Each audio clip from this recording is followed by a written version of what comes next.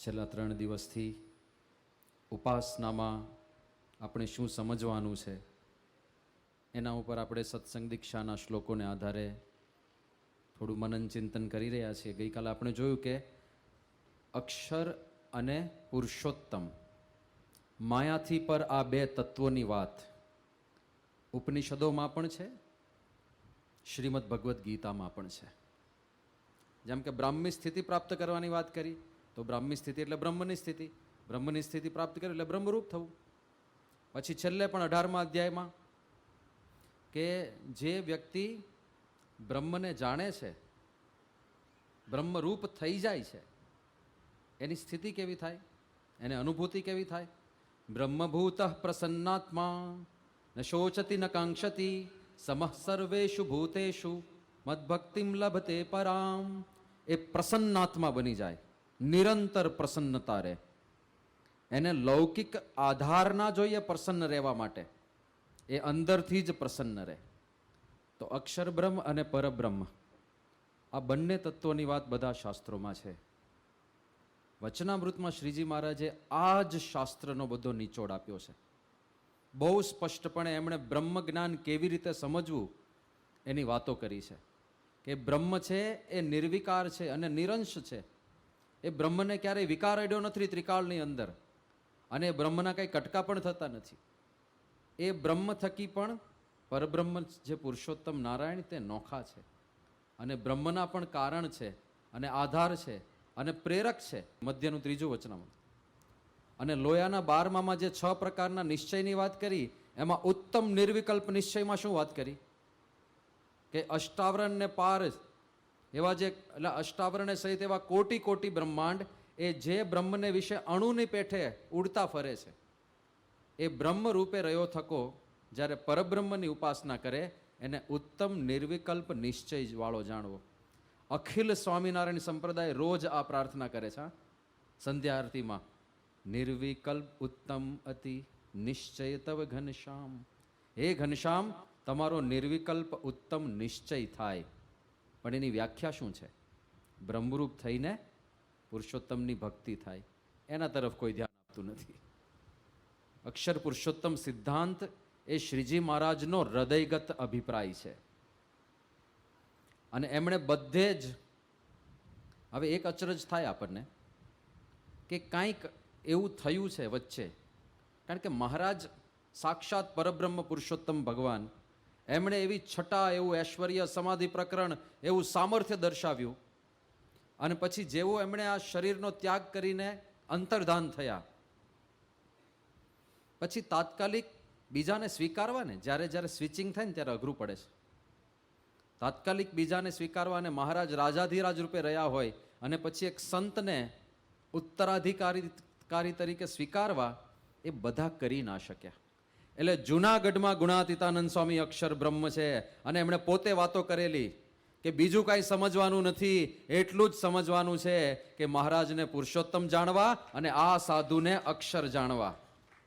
અને પછી આવા સાધુની અંદર ભગવાન સ્વયં રહે છે. એ પણ એવું કીધું કે અક્ષરધામની અંદર પણ ભગવાન આવી જ રીતે બેઠા છે. એટલે આ સંતની અંદર ભગવાન સાક્ષાત વિરાજે છે. એ બધી વાતો જૂનાગઢમાં જોરશોરથી થતી હતી. પણ ડિસ્ટન્સ મેટર. વડતાલની અંદર તો ત્યાં તો કંઈક ગુણાતીત બહુ જતા નહોતા. વર્ષે એકાદ વાર પૂર્ણિમાનો સમય હોય, કાર્તિકી પૂર્ણિમાનો, ત્યારે જતા હોય. પણ જૂનાગઢમાં બધી બાજુ ધીરે ધીરે જ્ઞાન ત્યાંથી પ્રસર્યું. શ્રીજી મહારાજે ઓળખાણો તો પ્રસંગે પ્રસંગે કરાવેલી, પણ ત્યારે બધા મહારાજમાં જ એટલા બધા જોડાઈ ગયા હોય ને કે આ ઓળખાણ ઉપર કોઈ ધ્યાન ના આપ્યું હોય. અને પછી શાસ્ત્રીજી મહારાજે આ બધું પકડ્યું. જૂનાગઢમાં તો હતું જ, પણ ત્યાંથી બાલમુકુંદ સ્વામી વગેરે બધા સદગુરુ સંતો પ્રયત્ન કરતા હતા. બાલમુકુંદ સ્વામીએ તો પટની પ્રતિમાઓ પણ પધરાવેલી અક્ષર અને પુરુષોત્તમની, જેથી લોકોને ખબર પડે કે આમના જેવા થવાનું છે અને આમની ભક્તિ કરવાની છે. યુગલ ઉપાસના તો મહારાજે બધે પધરાવી, અને બધે જુદા જુદા દેવતાઓ પધરાવ્યા. પાછા કોઈક જગ્યાએ રાધા કૃષ્ણ મુખ્ય પધરાવ્યા, કોઈક જગ્યાએ લક્ષ્મીનારાયણજી પધરાવ્યા, કોઈક જગ્યાએ નરનારાયણજી પધરાવ્યા. અને પછી વચનામૃતમાં વાત એ કરી કે ભક્તિ પતિવ્રતાની કરવી, એકને જ ભજવા. એટલે તમે બધે જુદું જુદું પધરાવો છો અને વાત એમ કરો છો કે એકને જ ભજવા. તો સાર શું હતો એનો? એમણે તો સ્પષ્ટ કીધું વચનામૃતમાં કે હું જ પરબ્રહ્મ છું. જુઓ તમે અંત્યનું 38મું વચનામૃત, મહારાજના પોતાના શબ્દો છે. સર્વોપરી એવા જે પુરુષોત્તમ ભગવાન, એટલે પુરુષોત્તમ ભગવાન તો એક જ છે, આપણે વાત કરી.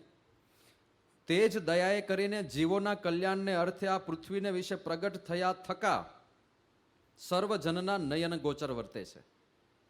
એટલે પોતાનો જ નિર્દેશ કર્યો. નયન ગોચર કોને કહેવાય? આ આંખ જેને જોઈ શકે સીધા જ, એ નયન ગોચર કહેવાય. મારા માટે અત્યારે તમે બધા નયન ગોચર છો. તમારા માટે આ સ્ટેજ, આ મૂર્તિ, આ બધું નયન ગોચર છે. શ્રીજી મહારાજ કે અત્યારે એ જ પરબ્રહ્મ પ્રગટ થયા છે અને બધાયના નયન ગોચર વર્તે છે. પછી મહારાજ કહે છે કે તમારા ઈષ્ટદેવ છે. સામે બેઠેલા કોને ઈષ્ટદેવ માનતા હતા? શ્રીજી મહારાજને. તમારા ઈષ્ટદેવ છે ને તમારી સેવાને અંગીકાર કરે છે. અને એવા જે એ પ્રત્યક્ષ પુરુષોત્તમ ભગવાન, પ્રત્યક્ષ શબ્દ મૂકો. પ્રત્યક્ષ સંસ્કૃત શબ્દ છે, એનો અર્થ થાય છે આંખની સામે. અક્ષ એટલે આંખ, પ્રતિઅક્ષ એટલે આંખની સામે.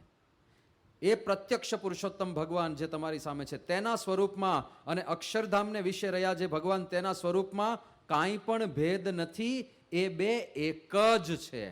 એટલે અહીંયા મહારાજે કહ્યું છે સ્પષ્ટ કે અક્ષરધામમાં જેટલી સામર્થ્યવાળું સ્વરૂપ છે ને, એ સીધે સીધું 100% અહીંયા આવ્યું છે. એટલે આ એ જ પુરુષોત્તમ ભગવાન છે જેને વેદો પરાત્પર કહે છે, જેને વેદો પરબ્રહ્મ કહે છે, જેને વેદો એક દેવમ મત્વા ધીરો હર્ષશોકો જહાતી એમ કરીને પરમ ગતિનું એકમાત્ર સ્થાન જ્યાં છે અક્ષરધામ, એના અધિપતિ તરીકે વર્ણવે છે. એ શ્રીજી મહારાજ. મહારાજ કે એ મૂર્તિ અને આ મૂર્તિમાં કાંઈ ભેદ નથી. અને હવે જુઓ, અને એવા જે આ પ્રત્યક્ષ પુરુષોત્તમ ભગવાન, હવે આ ઉપર આવી ગયા મહારાજ. એ વખતે ધામવાળા એ બોલ્યા, પછી બોલ્યા એવા જે આ, હવે તો પોતાના ઉપર જ નિર્દેશ કર્યો છે. એવા જે આ પુરુષોત્તમ, પ્રત્યક્ષ પુરુષોત્તમ ભગવાન હવે કેવા છે? તે અક્ષરાદિક સર્વના નિયંતા છે. અક્ષરના નિયંતા એટલે તો પૂરું થઈ ગયું. અક્ષરની ઉપર તો એક જ તત્વ આવે. અને ઈશ્વરના પણ ઈશ્વર છે, અને સર્વ કારણના પણ કારણ છે, ને સર્વોપરી વર્તે છે, અને સર્વ અવતારના અવતારી છે, અને તમારે સર્વને એકાંતિક ભાવે કરીને ઉપાસના કરવા યોગ્ય છે. એટલે મૂળ સ્વરૂપ છે. બીજા બધા અવતારો તો બ્રહ્માંડની રચના થાય પછી જે તે હેતુઓ માટે ભગવાન ધારણ કરે છે. એક સમય એવો આવે કે આખું બ્રહ્માંડ જ સમેટાઈ જશે. એક સમય એવો આવશે કે આખું બ્રહ્માંડ સમેટાઈ જશે. ત્યારે જેની જેની ઉપાસના થશે એ બધી, કારણ કે માનવ જાત જ જતી રહેશે આખી, બધું વાઇપઆઉટ થઈ જશે, તો કોની ઉપાસના, કોની ભક્તિ રહેશે? સર્વોપરી પરબ્રહ્મ તો ત્યાંના ત્યાં જ રહેવાના છે. એ તો અડીખમ ત્યાં જ રહેશે ને. એ ધામ ક્યારેય પાછું પડતું નથી. એ ધામ ક્યારેય વિનાશ પામતું નથી. એ અવિનાશી અક્ષરધામ છે. એટલે જ એનું નામ જ અક્ષરધામ છે, જે ક્યારેય ક્ષર નથી પામતું. તો એ બધી વાતો શાસ્ત્રમાં મહારાજે પોતાની ઓળખાણ કરી. અંત્યનું એટલે મધ્યનું 9મું વચનામૃત. હવે જો એ જ પરબ્રહ્મ જે છે ને, એમાંથી બધા અવતારો થાય છે. મહારાજ કહે છે પોતાને સાક્ષાત મળ્યું જે ભગવાનનું સ્વરૂપ, તેને સદા દિવ્ય સાકાર મૂર્તિ ને સર્વ અવતારનું કારણ અવતારી એવું જાણવું, અને એમ ન જાણે ને નિરાકાર જાણે ને બીજા અવતાર જેવા જાણે તો એ ભગવાનનો દ્રોહ કર્યો કહેવાય. બીજા અવતાર જેવા જાણે એની ના પાડી દીધી. એટલે પોતે જ પોતાની ઓળખાણ આપે છે કે એ સ્વરૂપ તો કંઈક જુદી જ કક્ષાએ છે, અને એ જ તમને સાક્ષાત મળ્યા છે. એમની પોતાની આ ઓળખાણ આપી, અને વારે તહેવારે ગુણાતીતની ઓળખાણ આપી કે આ અમારે રહેવાનું અક્ષરધામ છે. સારંગપુરની અંદર જ રાઠોડ ધાદલના દરબારમાં રાસ જામ્યો હતો, અને એક ભવ્ય સદગુરુનો મહિમા કહેતું પદ કબીરજીનું ગાયું કે સદગુરુ ખેલે વસંત. ત્યારે પૂછ્યું કે આવા સદગુરુ કોણ? મહારાજે પોતે પૂછ્યું. મુક્તાનંદ સ્વામી કે મહારાજ એવા સદગુરુ તો આપ છો. કારણ કે આગળ મહારાજે પોતાનો નિર્દેશ કર્યો હતો, એટલે એ જ યાદ કરીને મુક્તાનંદ સ્વામી કે એવા સદગુરુ તો આપ છો. પણ ત્યાં ગુણાતીત હાજર હતા. શ્રીજી મહારાજે ગુણાતીતાનંદ સ્વામીની છાતીમાં છડી અડાડી કે એવા સદગુરુ તો આ ગુણાતીતાનંદ સ્વામી છે, એ અમારે રહેવાનું સાક્ષાત અક્ષરધામ છે, અને અમે તો પરબ્રહ્મ પુરુષોત્તમ ભગવાન છીએ. હવે આ વાત રાઠોડ ધાધલના દરબારમાં બની. He was I witness. એમણે આ વાત નાગજી શેઠને કરી. નાગજી શેઠે એ વાત જસાગોરને કરી, અને શાસ્ત્રીજી મહારાજ એમને પ્રત્યક્ષ મળ્યા હતા. એમણે વાત સીધી શાસ્ત્રીજી મહારાજને કરી. અને શાસ્ત્રીજી મહારાજે જ્યાં જ્યાં આવી વાતો થઈ હોય એ બધી વાતો પ્રત્યક્ષ સાંભળીને દ્રઢતા કરી છે. આમ તો ભગતજી મહારાજે કહ્યું, ગુરુએ કહ્યું એટલે એમણે માની તો લીધું જ હતું. વિજ્ઞાનાનંદ સ્વામીએ પુષ્ટિ કરી ત્યારથી એમણે પાક્કું તો કરી જ લીધું હતું. પણ જેટલું વધારે પાક્કું થાય એટલું બીજા કન્વિન્સ થાય. માલજી સોની હતા ભોંયકાના. વિજ્ઞાનાનંદ સ્વામીએ જ્યારે કહ્યું ને શાસ્ત્રીજી મહારાજને કે આ વાત મેં મહારાજ પાસે મુખોમુખ સાંભળેલી કે ગુણાતીતાનંદ સ્વામી અક્ષર બ્રહ્મનો અવતાર છે. અને ગોપાળાનંદ સ્વામી પણ આ વાત બહુ કરતા હતા. બહુ કરતા હતા એટલે તો ઘણીવાર એમના મુખે સાંભળ્યું છે ને કોઈકે. તો ભોંયકાના માલજી સોની હતા. અને એને ગોપાળાનંદ સ્વામી એક વખત એવું કહ્યું હતું કે હું તને છતી દેહે અક્ષરધામના દર્શન કરાવીશ.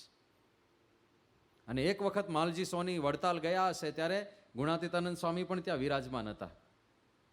માલજી સોની બીજા બધા સદગુરુ સંતો ફેમસ બહુ હતા.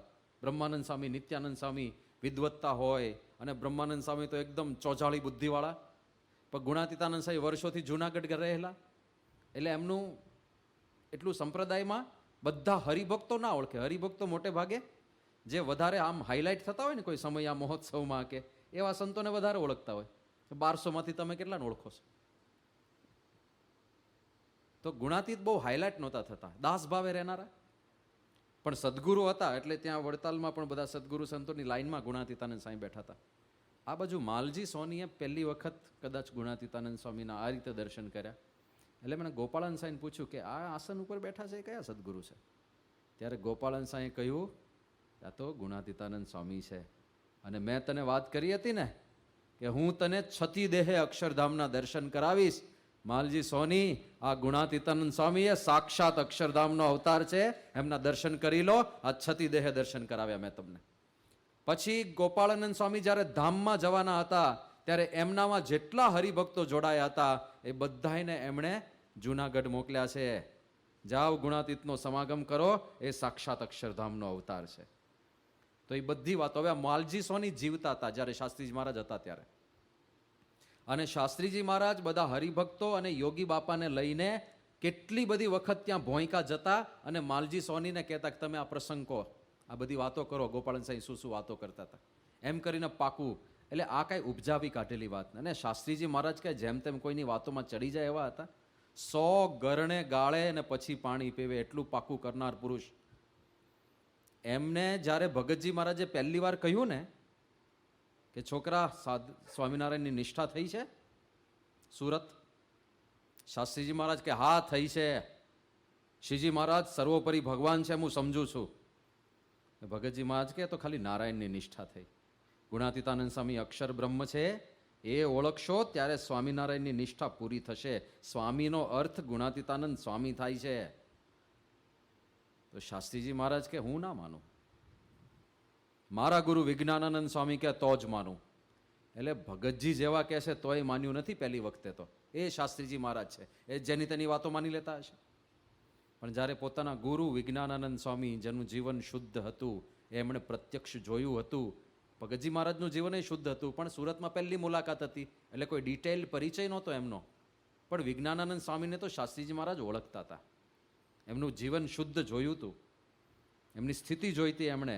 અને 12 વર્ષ વિજ્ઞાનાનંદ સ્વામી શ્રીજી મહારાજનો સમાગમ કરેલો એ એમને ખબર હતી.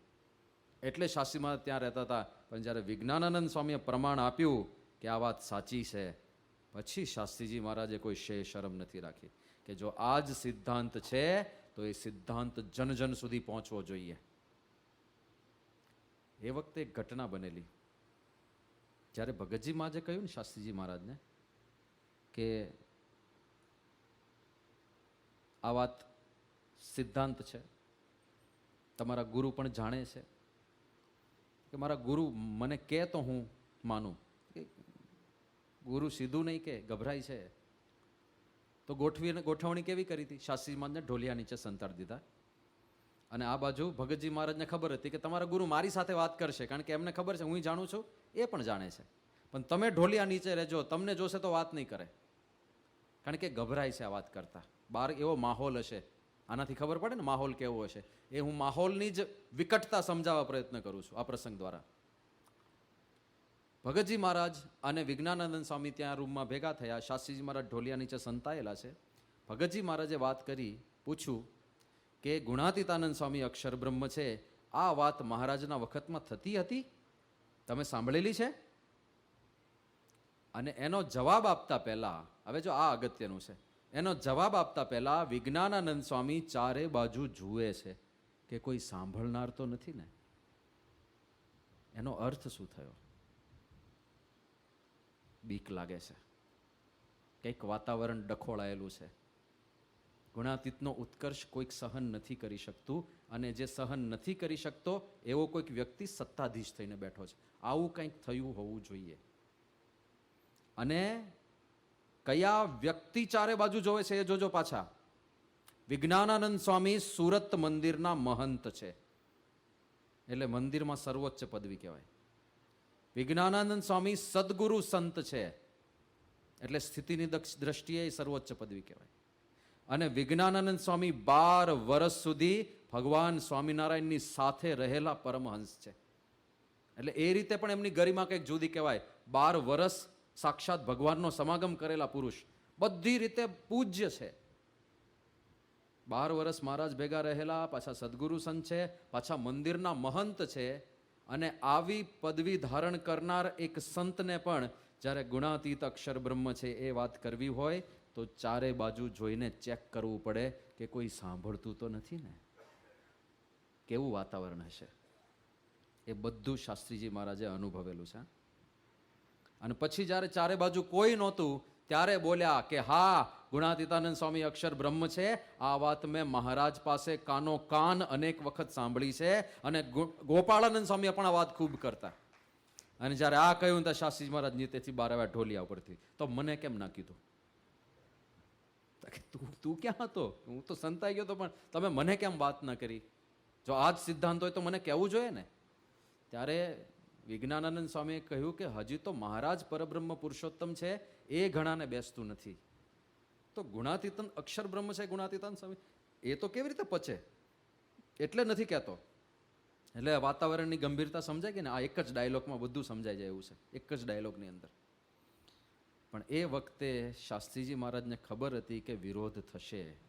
એમને ખબર હતી કે વિજ્ઞાનાનંદ સ્વામી જેવા ખચકાતા હોય તો હું તો હજી એક નાનો સંત છું, હું તો હજી યુવાન સંત છું. પણ છતાંય હાથમાં માથું લઈને નીકળ્યા છે અક્ષર પુરુષોત્તમ માટે. કેટલું મોટું સમર્પણ કહેવાય. વિદ્વત્તાની અંદર અજોડ હતા, સાધુતામાં બેનમૂન હતા, અને જો વરતાલ રહ્યા હોત તો મોટા સદગુરુ થઈને પૂજાય એવા હતા. પણ ખાલી અક્ષર પુરુષોત્તમની વાત કરી, ભગતજી મહારાજને ગુરુ બનાવ્યા, એમાં હળધૂત થયા, એમાં અપમાન સહન કરવા પડ્યા, એમાં તિરસ્કારો સહન કરવા પડ્યા, એમાં ઝેર આપવાનો પ્રયાસ થયો, એમાં ચૂલામાં ફેંકીને મારવાના પ્રયત્નો થયા. એ બધું સહન કર્યું એમણે કેવળ અક્ષર પુરુષોત્તમ માટે.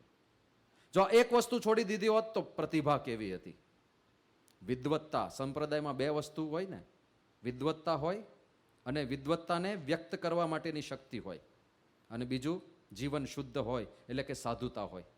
આ 2 જે સંતમાં હોય ને એ મણી જેવા સંત થાય, અને બધા હરિભક્તોના હૃદયમાં વસી જાય, ખૂબ આગળ વધે. શાસ્ત્રીજી મહારાજની વિદ્વત્તા, ગઢડાની અંદર જ્યારે મહિધર શાસ્ત્રીએ પડકાર ફેંક્યો, હવે ગઢડામાં તો મોટો સમયો ચાલતો હતો, અને એ સમયમાં મહિધર શાસ્ત્રી, બહારના સંસ્કૃત ભણેલા પ્રકાંડ પંડિત આવેલા, અને એણે બધાની વચ્ચે અચાનક જ આવાહન ફેંક્યું કે તમારા સંપ્રદાયમાં કોઈ વિદ્વાન હોય તો મારી સાથે આવો, શાસ્ત્રાર્થ કરીએ. હવે શાસ્ત્રાર્થ કોણ કરી શકે? જેને બધા શાસ્ત્રો કંઠે હોય, મુખપાઠ હોય એ. હવે આ યુવકો પરીક્ષા આપવા જાય તો છેલ્લી મિનિટે હજી ચોપડી ફેંકતા હોય કે એક નવો ટોપિક વાંચી લઈએ. મુખપાઠની તો વાત જ જવા દો, એમ કઈ શાસ્ત્રાર્થ ના થાય. કંઠપાઠ બધું કંઠે હોય વિદ્યા, એ શાસ્ત્રાર્થ કરી શકે. એમાં રેફરન્સ બોલવા પડે, એમાં મૂળ શાસ્ત્રના વચનો બોલવા પડે. અને આ કઈ તૈયારી સાથેનો શાસ્ત્રાર્થ નહોતો. અચાનક મહિધર શાસ્ત્રીએ કીધું કે ચલો, કોણ મારી સાથે ચર્ચા કરવા તૈયાર છે? અને શાસ્ત્રીજી મહારાજની ઉંમર નાની હતી, એટલે એમણે પેલા રાહ જોઈ કે કોઈ વડીલ સંત ઊભા થાય છે તો આપણે તો જે નાના કહેવાઈએ. કોઈએ હિંમત ના કરી. સામે મહિધર શાસ્ત્રી, વાઘ જેવો માણસ, શાસ્ત્રાર્થ રોજ કરતો હોય, કેવો આમ મંજાયેલો કલાકાર કહેવાય, એની સાથે કોણ શાસ્ત્રાર્થ કરે? કોઈ ઊભું ના થયું. પછી શાસ્ત્રીમાનને લાગ્યું કે આમાં તો સંપ્રદાયની લાજ જશે, કારણ કે કોઈ વ્યક્તિ ચેલેન્જ ફેંકે અને સામે કોઈ ઊભા ના થાય તો એવું દેખાય ને કે આ સંપ્રદાયમાં કોઈ વિદ્વાન જ નથી. એટલે હાથ જોડીને યજ્ઞ પુરુષદાસજી ઊભા થયા. યુવાન ઉંમર, નાની અવસ્થા જોઈને મહીધર શાસ્ત્રી હસવા માંડ્યા. આ છોકરું આ મારી સાથે શાસ્ત્રાર્થ કરશે? ત્યારે શાસ્ત્રીમાનને જેમણે શીખવાડેલું, એમના શિક્ષા ગુરુ રંગાચાર્યજી હાજર હતા. એમણે કહ્યું કે તમે ગુણવાનજનો હોય ને, એ નચ લિંગમ નચ વયઃ, એ લિંગ અને વયથી નથી ઓળખાતા. તમે શાસ્ત્ર ચર્ચા કરી તો જુઓ, પછી ખબર પડશે. અને જે શાસ્ત્રાર્થ કર્યો એમણે, જે પ્રશ્નો ઉપાડે રંગાચાર્યજી, મહીધર શાસ્ત્રીજી એક એકના શાસ્ત્ર પ્રમાણે જવાબ આપતા જાય, એક પ્રશ્નનું નિરાકરણ કરતા જાય, નિરસ્ત કરતા જાય. એક સમય એવો આવ્યો કે મહીધર શાસ્ત્રીના બધા પ્રશ્નો ખૂટી પડ્યા અને એમને શિકસ્ત સ્વીકારવી પડી. અને એમણે હાર સ્વીકારી પબ્લિકમાં બધાની સામે. અને એ વખતે રંગાચાર્યજી, જે શાસ્ત્રીજી મહારાજના વિદ્યાગુરુ હતા, એમણે કહ્યું કે અસ્મિન સંપ્રદાયે એકમેવ, આ સંપ્રદાયમાં આમના જેવા વિદ્વાન તો આ એક જ છે, આ અજોડ વિદ્વાન સંત છે. તો વિદ્વત્તામાં અજોડ હતા. બીજું, એ વિદ્વત્તાની અભિવ્યક્તિ કરી શકતા હતા. શાસ્ત્રીજી મહારાજની વાણી સાંભળીને ભલા લોકો આમ કંપી જતા હતા. એમ થતું હતું કે, કારણ કે સત્યતાની પ્રતીતિ આવે. જેઠાભાઈને એમણે સાંજે વાત કરવાની શરૂઆત કરી, 4 વાગે બેઠા હશે, સવારે મંગળા આરતી સુધી વાતો થઈ, 10 કલાક સુધી સતત વાતો થઈ. અને એ જેઠા ભગત જેઠાભાઈ ત્યાં કલાભુવન વડોદરામાં ભણતા હતા. એ વખતે ગુજરાતની એકમાત્ર કદાચ એન્જિનિયરિંગ કોલેજ હશે આ કલાભુવન, અને એમાં જેઠાલાલ ભણતા હતા. અંગ્રેજી જાણનાર જબરજસ્ત. અને શાસ્ત્રીજી મહારાજ સંસ્કૃતના વિદ્વાન, પણ અંગ્રેજી કાંઈ શાસ્ત્રીમાં ના આવડે.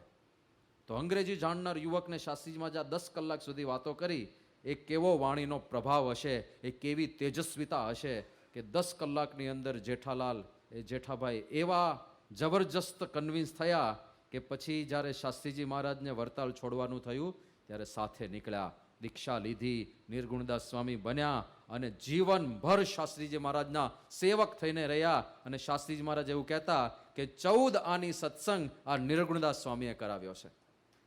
એવા જબરજસ્ત સાધુ તૈયાર થયા. તો કેવી તેજસ્વી વાણી હશે એમની, અભિવ્યક્તિ કેવી હશે. તો વિદ્વત્તા છે, અભિવ્યક્તિ છે અને જીવન શુદ્ધ છે.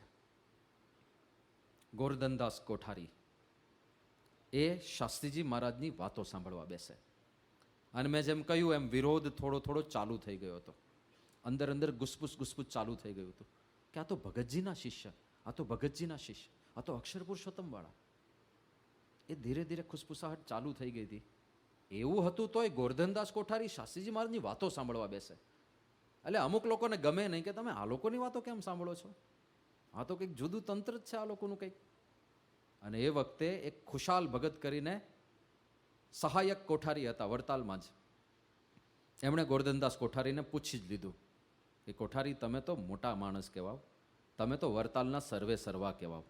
કારણ કે એવા પ્રભાવશાળી કોઠારી હતા કે એમની નીચે 4 આચાર્ય પસાર થઈ ગયેલા અને 5મા લક્ષ્મીપ્રસાદજી ચાલતા હતા.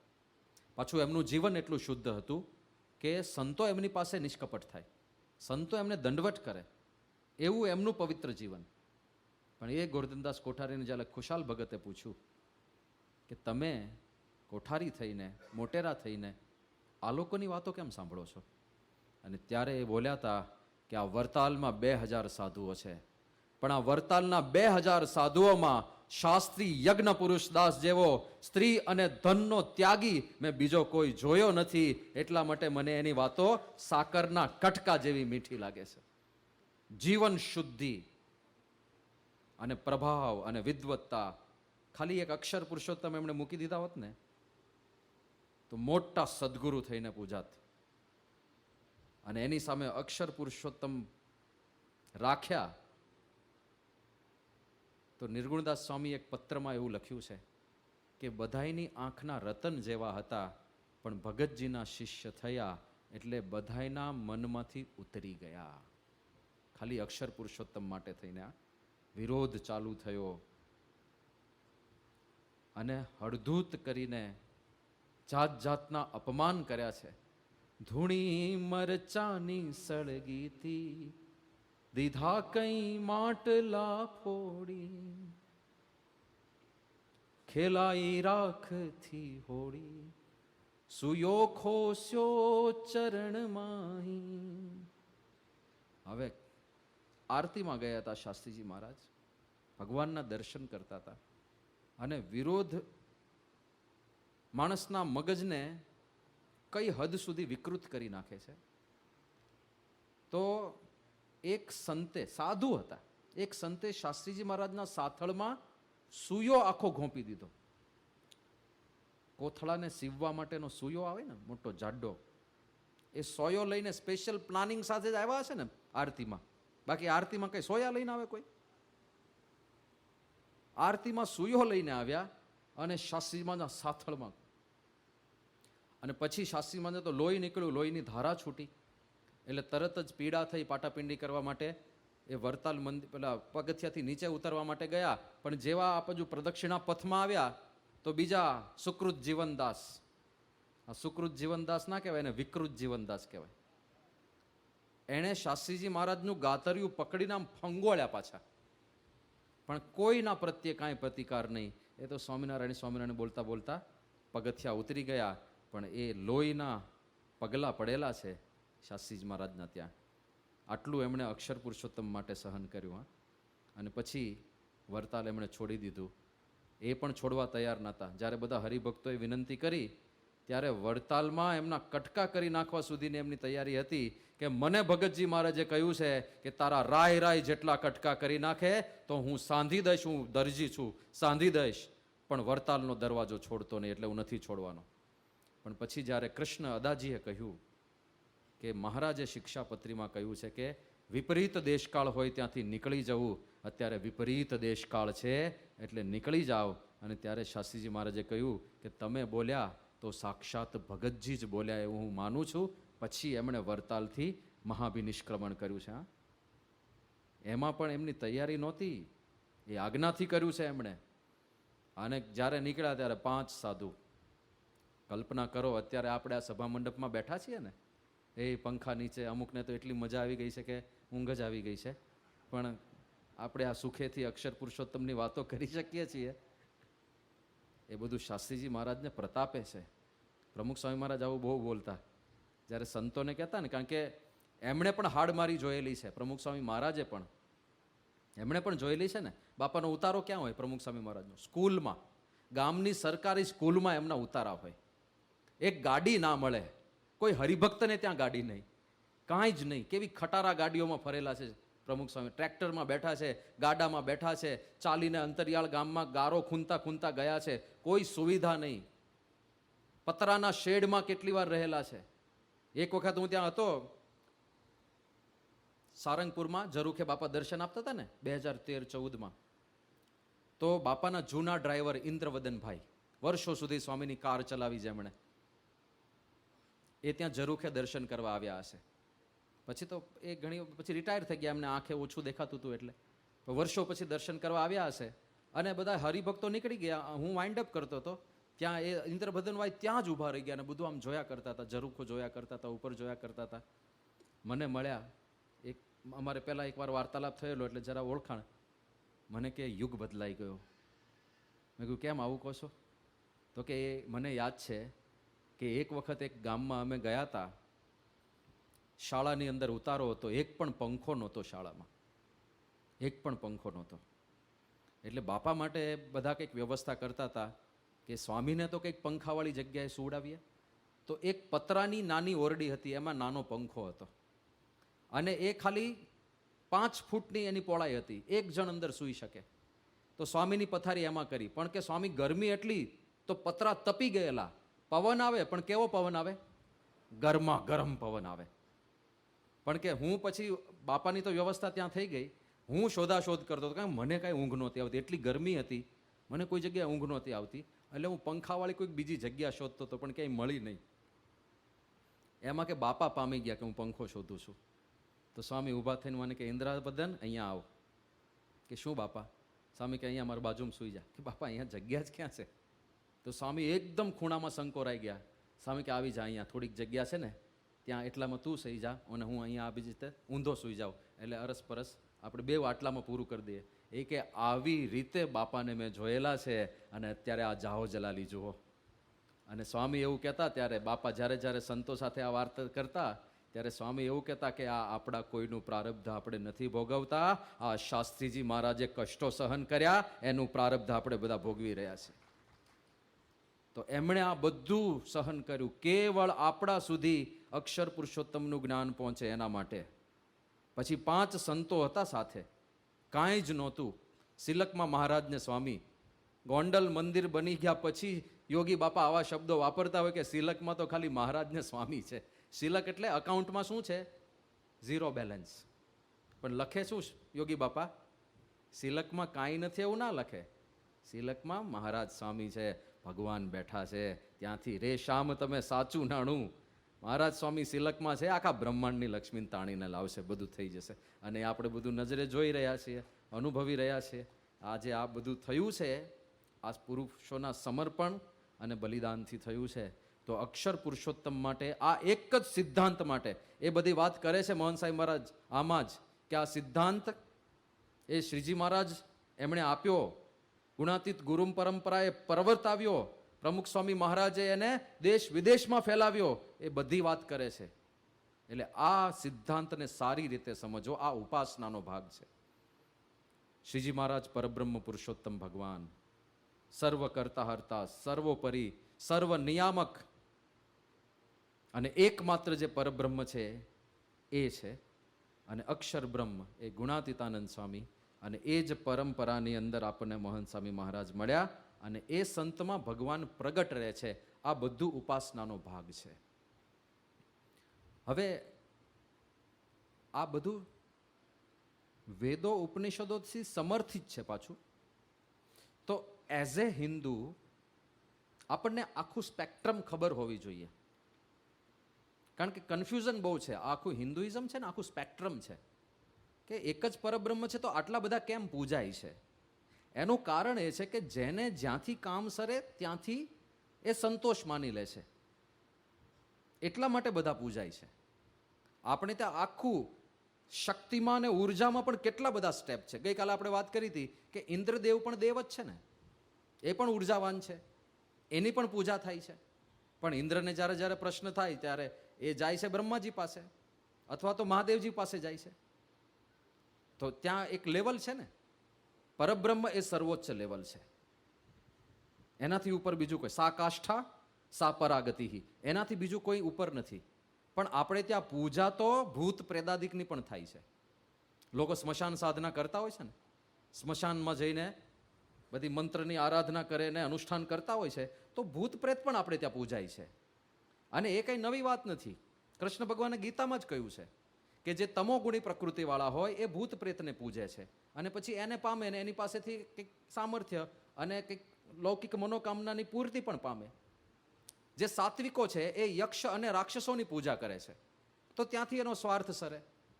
જે રાજસી છે એ દેવોની પૂજા કરે છે, ત્યાંથી એનો સ્વાર્થ સરે. અને મને પામનારા, મને જ ભજનારા મને પામે છે, એવું કૃષ્ણ ભગવાન. એટલે આ બધા લેવલ્સ છે. જો ને આપણે તમે ત્યાં કુરુક્ષેત્રની પાસે ખાટુ શ્યામજીનું મંદિર છે, બહુ પ્રખ્યાત છે. હારે કા સહારા બાબા શ્યામ હમારા, સાંભળ્યું હશે ઘણા બધાએ. કોણ હતા ખાટુ શ્યામજી? તો ભીમનો પુત્ર ઘટોત્કચ, અને ઘટોત્કચનો પુત્ર એટલે બર્બરિક. અને જ્યારે મહાભારતનું યુદ્ધ થતું હતું ત્યારે આ બર્બરિક પણ યુદ્ધમાં લડવાના હતા, કારણ કે ભીમપુત્ર ઘટોત્કચ છે અને એના જ પુત્ર, એટલે ઓબ્વિયસલી પાંડવ પક્ષમાં રહીને લડે. બર્બરિકે 3 એવા બાણ સિદ્ધ કર્યા હતા કે જેને ધારે એને મારી શકે. અને બાણ સાધના કરીને, કોઈક દેવીના આશીર્વાદથી મળેલા, એ બાણ સાધીને જે નક્કી કરે ને, એવું નક્કી કરે કે આ ઝાડના એક એક પાંદડાને વીંધીને બાણ પાછું આવે, અને છોડે તો ઝાડના દરેક પાંદડાને વીંધીને બાણ આવી જાય. બોલો, તો ખાલી આ બર્બરિક એકલો જ એવો હતો કે જે 5 સેકન્ડમાં યુદ્ધ પૂરું કરી શકે. ખાલી એને એક જ સંકલ્પ કરવાનો, કૌરવ સેનાના તમામ યોદ્ધાઓને વીંધીને આ બાણ પાછું આવે, ફૂટ આવી ગયું, પૂરું. આટલું જ કરવાનું હતું બર્બરીકે. પણ જ્યારે બર્બરીકને બધા કન્વિન્સ કરવા ગયા કે તું પણ યુદ્ધ લડ, એ કે તો લડવાનું જ છું, ત્યારે કૃષ્ણ ભગવાન ના પાડે છે કે બર્બરીકને ના લડવું જોઈએ. કેમ? કારણ કે બર્બરીકની એક પ્રતિજ્ઞા હતી, હારે કા સહારા ખાટુ શ્યામ હમારા. પ્રતિજ્ઞા એ હતી કે જે હારતો પક્ષ હશે હું એના તરફથી લડીશ. આવી પ્રતિજ્ઞા હતી. તો બધા કે પણ એમાં ક્યાં ચિંતા છે? સામે 11 અક્ષોહોણી સેના છે, આપણી બાજુ 7 અક્ષોહોણી સેના છે. તમે બળની દ્રષ્ટિએ જુઓ તો આપણે હારેલી સેના છીએ ને. પેલી બાજુ 11 છે, આ બાજુ 7 છે, તો બર્બરીક આપણા પક્ષમાં જ લડશે ને. કૃષ્ણ ભગવાન કે શરૂઆત આપણા પક્ષમાં કરશે, પણ જ્યારે એ લોકો હારવા માંડશે, અર્જુનની અને ભીમની અને આપણા બધા મહાન યોદ્ધાઓની મદદથી જ્યારે આપણે જીતવા માંડશું ને એ લોકો હારવા માંડશે, ત્યારે બર્બરીક એ બાજુ નહીં જતો રહે. અને એ બાજુ જતો રહેશે ત્યારે આપણો દુશ્મન બની જશે પાછો. તો શું કરવાનું? અને ત્યારે બર્બરીક કૃષ્ણ ભગવાન સામે હાથ જોડે છે કે પ્રભુ આપ કો એમ કરું, આપ કો એ આપણા ચરણોમાં સમર્પિત કરી દો. કૃષ્ણ ભગવાન કે તારું મસ્તક મારા ચરણોમાં સમર્પિત કરી દે. અને માથું કાપીને મૂકી દીધું છે બર્બરીકે. કારણ કે હું વિનાશનું કારણ બનતો હોઉં, હું પાંડવોની હારનું કારણ બનતો હોઉં તો મારી જાતને સમર્પિત કરવા તૈયાર છું. પણ મારી એક ખ્વાહિશ છે, મારે આખું યુદ્ધ જોવું છે. એટલે મને કંઈક એવી જગ્યાએ સ્થાપજો, હું માથું કાપીને તમને અર્પણ કરું, મારા મસ્તકને એવી જગ્યાએ સ્થાપજો કે મને આખું યુદ્ધ દેખાય. અને કૃષ્ણ ભગવાન એનું મસ્તક સ્વીકાર કરે છે, પણ એને આશીર્વાદ આપે છે કે તું ખાટુ શ્યામ તરીકે આ દુનિયાની અંદર પ્રખ્યાત થઈશ, તારી પૂજા આરાધના લોકો કરશે અને તું હારેલા લોકોનો સહારો બનીશ. તો આજે પણ ત્યાં ખાટુ શ્યામજીનું મંદિર છે. ઘણી બધી ગાડીઓ પાછળ તમે આ લખેલું જોશો, હારે કા સહારા બાબા શ્યામ હમારા. તો આજે પણ પૂજા થાય છે. હવે વસ્તુતઃ કોણ છે? ભીમના પુત્રનો પુત્ર. નથી કોઈ દેવ કે નથી ભગવાન, પણ છતાં પૂજા થાય છે, કારણ કે હારેલાને સહારો મળે છે.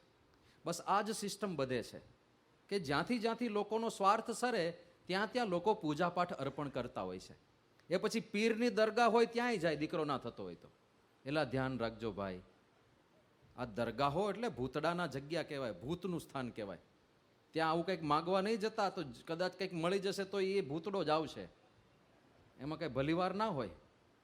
એટલે આ તો બધું સમજવા જેવું છે. આ તમે સ્પિરિચ્યુઅલ લેવલ પર બધું જોવો ને તો કંઈક જુદું જ તંત્ર છે આખું.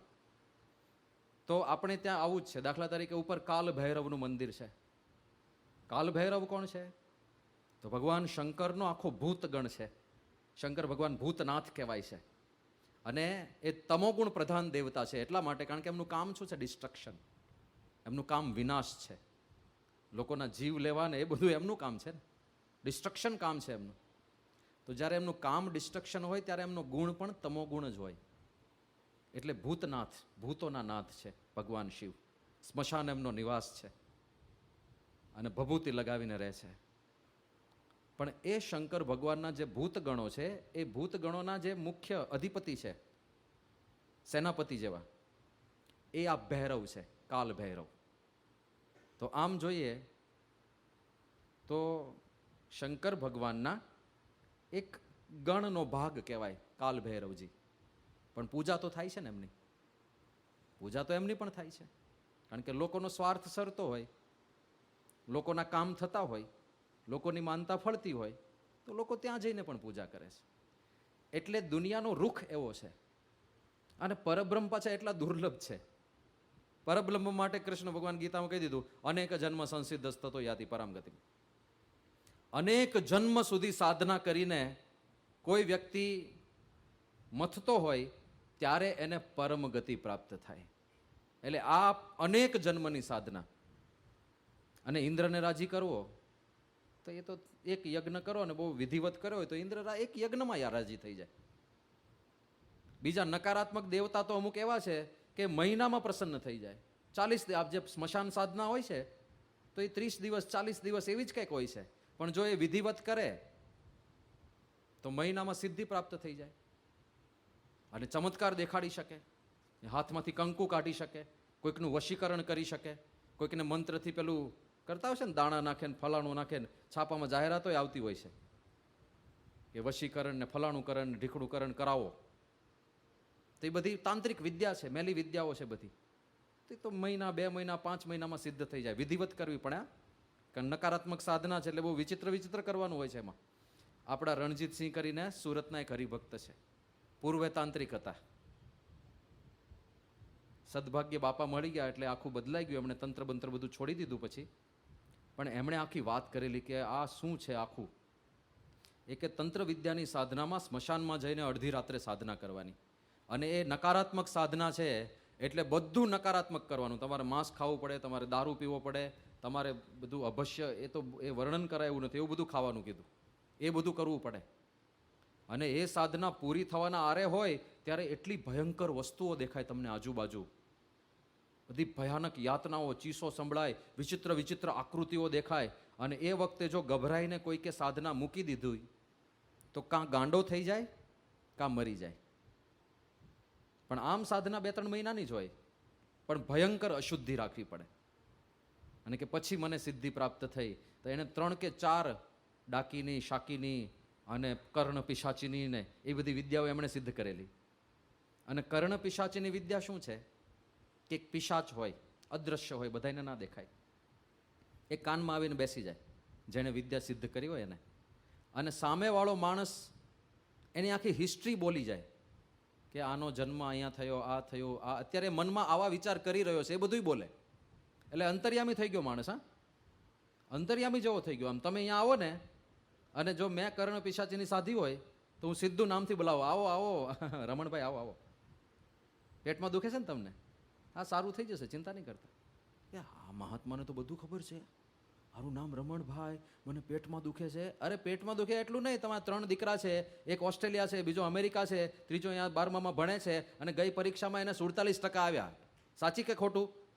હે ભાઈ બાપા, એ મહાત્માજી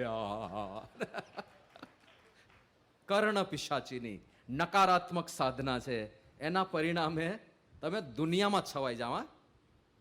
પરબ્રહ્મ પરમાત્મા તો કંઈક જુદા જ લેવલ ઉપર છે. એ તો જન્મો જન્મ, એની સાધના માટે જન્મો જન્મ જાય. પણ એ એકવાર સિદ્ધ થઈ પછી અપુનરાવૃત્તિ. પહેલી સાધનામાં સુખ નથી, કારણ કે તમે લોકોને રંજાડશો. નકારાત્મક છે ને એટલે તમારું મન નકારાત્મક થઈ જાય. મન નકારાત્મક થઈ જાય એટલે પછી કોઈ સત પ્રવૃત્તિ તમે ના કરી શકો. એવું જ રાજસી સાધનામાં છે. દાખલા તરીકે રાજસી સાધના કોઈકે કરી, યક્ષ અને રાક્ષસોની ઉપાસના કોઈકે કરી, તો એનું વ્યક્તિત્વ આખું વિષય ભોગ પ્રધાન થઈ જાય. ખાવા પીવામાં અને વિષયોમાં જ આખી જિંદગી રત રહે, અને એમાં તૃપ્તિ તો છે જ નહીં. દાખલા તરીકે તમને યક્ષ કે યક્ષિણીની સાધના કરી, આ બધી સાધનાઓ આવે છે. અને યક્ષ કે યક્ષિણી, દાખલા તરીકે એક યક્ષિણી આવે છે જેને ધન યક્ષિણી એવું કંઈક નામ આપવામાં આવે છે. એકવાર એ યક્ષિણી સિદ્ધ થઈ પછી તમે કાંઈ નોકરી ના કરો, કાંઈ ધંધો ના કરો, તોય તમારા ઘરે ધન ખૂટે નહીં. હવે મફતનું ધન આવે તમારે ત્યાં, તમે કરો શું આખો દિવસ? છોકરાઓ શું કરો? મોબાઈલ, પબજુ, આખો દાડો ટાઈમપાસ કર્યા કરે, વિષય ભોગવ્યા કરે. તેનાથી જીવન સાર્થક થવાનું છે, એનાથી સાચી સમજણ મળવાની છે, એનાથી સંબંધો સુધરવાના છે, એનાથી પતિ પત્ની વચ્ચે સંપ થઈ જશે. સંપત્તિ અને સુખ જુદી જ વસ્તુ છે, કમ્પ્લીટલી ડિફરન્ટ થિંગ. એટલે આ લોકોનું આપનાર ઘણા બધા દૈવી તત્વો મળશે, પણ આ જન્મ મરણમાંથી મુક્તિ અપાવનાર, સ્વભાવ દોષ ટાળીને આ ચક્રમાંથી, આસક્તિમાંથી મુક્ત કરનાર કોઈ હોય તો આ અક્ષર બ્રહ્મ અને પરબ્રહ્મ છે. એટલે આ સર્વોપરી ઉપાસના કહેવાય છે. શુદ્ધ થવું ને ભગવાનને સમર્પિત થવું, આ સિદ્ધાંતો બધે જ જોવા મળશે. તો મહારાજે જુદા જુદા દેવો પધરાવ્યા, અને પાછું એવું કહ્યું કે ભક્તિ પતિવ્રતાની કરવી, ભક્તિ તો એકની જ કરવી. અને પોતાની જાતને પાછા ભગવાન તરીકે પરિચય આપ્યો કે પરબ્રહ્મે અમે જ છીએ, એ તેજને વિશે મૂર્તિ છે, એ જ આ પ્રત્યક્ષ મહારાજ છે. તો આ બધું મેચિંગ કેમ નથી થતું? પધરાવ્યા જુદા જુદા, વાત કરો છો પતિવ્રતાની ભક્તિની. What was the intention? તાત્પર્ય એટલું જ હતું કે હું પરબ્રહ્મ છું, મારી મૂર્તિ જ્યારે તમે મધ્યખંડમાં પધરાવો ત્યારે જેમ નારાયણની બાજુમાં નર છે, જેમ નારાયણની બાજુમાં લક્ષ્મીજી છે, એમ મારી બાજુમાં મારા ઉત્તમ ભક્ત અક્ષર બ્રહ્મને પધરાવજો. એ ઇન્ડિકેશન છે. પછી અમુક લોકો એવું કહેતા હોય છે કે ગુણાતીતાનંદ સ્વામી અક્ષર બ્રહ્મ છે, એવું તો અમે માનીએ છીએ, કારણ કે એ તો માન્યા વગર છૂટકો નથી. તો ઇતિહાસમાં ને એમણે જ પ્રકાશિત કરેલા પુસ્તકોમાં નોંધાયેલું છે કે એ તો અમે માનીએ છીએ, પણ અમે મૂર્તિ નહીં પધરાવીએ, કારણ કે એ સંપ્રદાય વિરુદ્ધ છે. તો એને વરતાલનું 5મું વચનામૃત વંચાવવાનું ખાલી. ભગવાન સ્વામિનારાયણ એવું કહે છે કે જેમ ભગવાનની માનસી પૂજા કરે એમ ભગવાનની પ્રસાદીએ કરીને, એ ભક્ત જ ભગવાનની મોટા મોટી પ્રસાદી છે, ભગવાનની પ્રસાદીએ કરે એ ભક્તની પણ માનસી પૂજા કરે. જેમ ભગવાનને અર્થે 5 રૂપિયાનું ખર્ચ કરે એમ ભક્તને અર્થે પણ ખર્ચ કરે. એમ અતિ પ્રેમે કરીને ભગવાન અને ભક્તની સરખી સેવા કરે તો 1 જન્મે કરીને કે 2 જન્મે કરીને કે 100 જન્મે કરીને ઉત્તમ ભક્ત થનારો હોય એ આને આ જન્મે ઉત્તમ ભક્ત થાય છે. શેનું ફળ છે આ? ભક્ત અને ભગવાનની સરખી સેવા. એટલે જેમ ભગવાનને પધરાવો, એમના આરતીને થાળ કરો, એમ ઉત્તમ ભક્ત ગુણાતીતને પધરાવો અને એમના પણ આરતીને થાળ સાથે જ કરો, તો 100 જન્મનું કામ 1 જન્મમાં થાય. અમારે થોડી ઉતાવળ છે એટલે અમે ભક્તે સહિત ભગવાન પધરાવીએ છીએ. તમને ઉતાવળ ના હોય તો કાંઈ નહીં. મહારાજના સિદ્ધાંત પ્રમાણે બધું છે. તમને લાગે છે શાસ્ત્રીજી મહારાજ જેવા અજાત શત્રુ પુરુષ આપણને કોઈ ખોટા રવાડે ચડાવી દે? યોગી બાપા જેવા પુરુષ, પ્રમુખ સ્વામીની સાધુતા તો આપણે નજરે નિહાળી. કેવી અપ્રતિમ સાધુતા! જે લોકોએ એમનો દ્રોહ કરવામાં કાંઈ બાકી ના રાખ્યું હોય એમના વિશે પણ શુભ સંકલ્પ કરી શકે, એના માટે પ્રાર્થનાઓ કરી શકે. ગઢડાની અંદર કેટલો વિરોધ થયો હતો, જબરજસ્ત વિરોધ, અને અમે બધા તો સાક્ષી છીએ. 2007માં જ્યારે અમે સાધકમાં આવ્યા ને ત્યારે ત્યાં વિરોધ ચાલતો હતો. એટલે મંદિરમાં આવીને કોઈ કંઈ કરી ના નાખે એટલે અમને બધા અમારી આખી બેચને 30 સાધકોને ત્યાં ગઢડા મોકલ્યા કે તમે ત્યાં મંદિરમાં રહો, ખાલી બીજું કંઈ કરવાનું નથી, પણ થોડા માણસો મંદિરમાં હોય તો કદાચ કંઈક ટોળું બોળું આવે, કોઈક પ્રેરીને મોકલે કાન ભંભેરી કરીને, તો આ બાજુ થોડા આપણે સંખ્યા હોય તો થોડા ઢળવા પડે. એટલે તો 1 વર્ષ અમે ત્યાં રહ્યા હતા બધા સાધકો, અમારી આખી બેચ.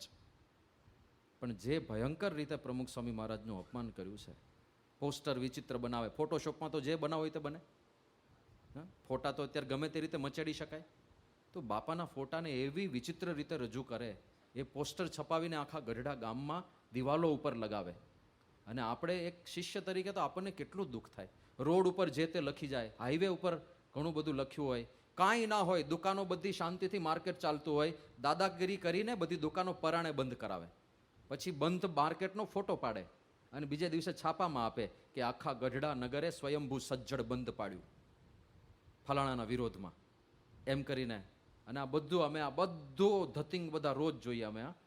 અને એટલો ખાર ચડે ને આપણને, તો આપણને એમ થાય કે મહારાજ થોડું સામર્થ્ય આપણને આપી દે ને, ખાલી ગોપાળાનંદ જેટલું લે તારો રંગીલદાસ, ખાલી આટલું આપી દે ને તો ખુરદો બોલાવી દે. આવા વિચાર આપણને ભક્ત તરીકે આવી જાય. પણ આ બધું પૂરું થયું, આપણે તો બધું કાયદેસર જ હતું, એટલે કોર્ટે પણ ચુકાદો આપ્યો કે ભાઈ તમે ખાલી ખોટા આ લોકોને શું કામ હેરાન કરો છો? એક સારી સંસ્થા છે, લોક સેવા કરે છે, જનસેવા કરે છે, અને આટલું પ્રામાણિક રીતે બધું કાર્ય ચાલે છે ને ખાલી ખોટો વિરોધ ના કરો. એટલે કોર્ટે પણ એવું જજમેન્ટ આપ્યું. અને પછી આપણે આગળ બધું ડેવલપમેન્ટ કરવાનું હતું, પેલા પગથિયા અને આખું પ્રદર્શન બનાવવું હતું. તો મહાનગરપાલિકા જે ગઢડાની હોય, ગઢડા નગરપાલિકા, તો એના બધા સભ્યો પાસે બધા પ્લાન ને બધું પાસ કરાવવાનું હોય, તો બધા બહુ રાજી હતા.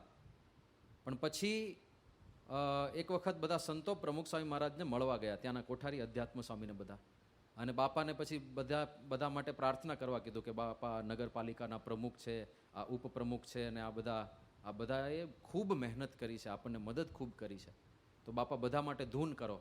તો સ્વામી ધૂન કરવા માંડ્યા. આવા કે સ્વામિનારાયણ સ્વામિનારાયણ સ્વામિનારાયણ. આ નગરપાલિકાના જેટલા સભ્યો છે બધાનું ભગવાન ખૂબ ભલું કરે, બધાનું રૂડું કરે, બધાના શુભ સંકલ્પો પૂરા થાય, એવી રીતે સ્વામિનારાયણ સ્વામિનારાયણ સ્વામિનારાયણ. પછી સ્વામી કહે કે ગઢડા ખાલી આ નગરપાલિકાના માણસો નહીં, ગઢડા શહેરના બધા લોકો બધાને ભગવાન સુખી કરે, બધાનું રૂડું કરે, એવી ધૂન કરવા માંડ્યા. અને ત્રીજો સંકલ્પ તો હલાવી નાખે એવો કર્યો. એમણે કહ્યું કે આ કામમાં જેણે જેણે વિઘ્ન નાખ્યા છે એમનું પણ ભગવાન સારું કરે, એમને પણ સુખિયા કરે. કરો ધૂન સ્વામિનારાયણ સ્વામિનારાયણ સ્વામી. કોઈ કરી શકે? ખોટું ખોટું તો કરો, થાય?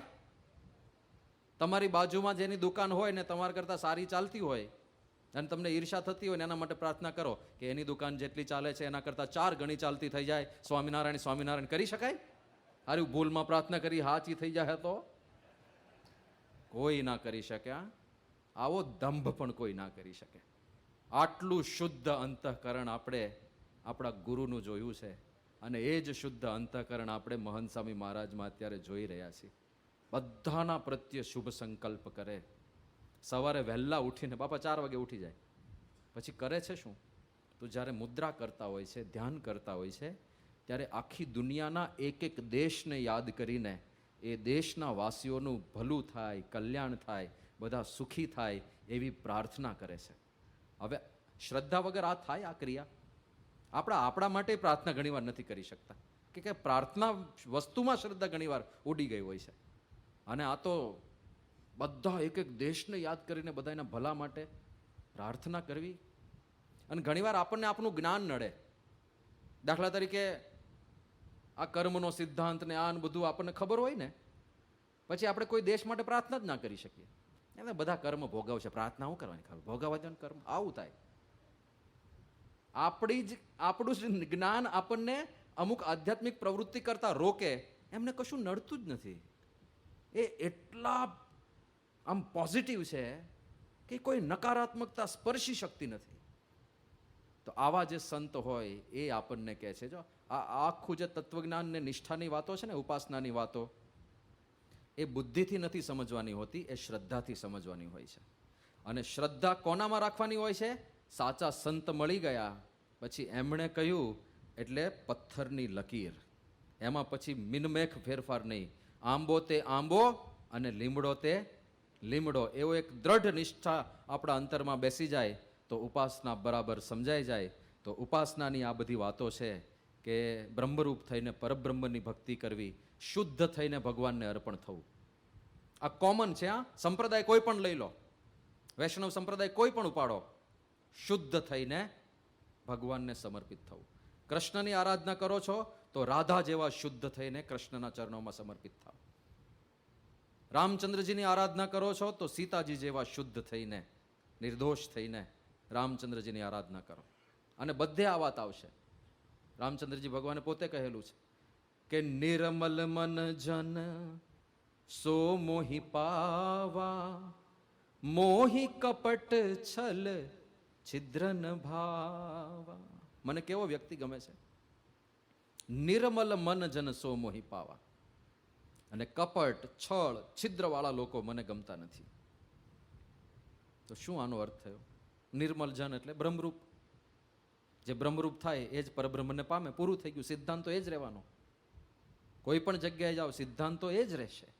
સ્વરૂપો બદલાય, ઉપાસ્યને ઈષ્ટદેવ કદાચ બદલાય, પણ શુદ્ધ થઈને ભગવાનને સમર્પિત થવું એ એમને રહેશે.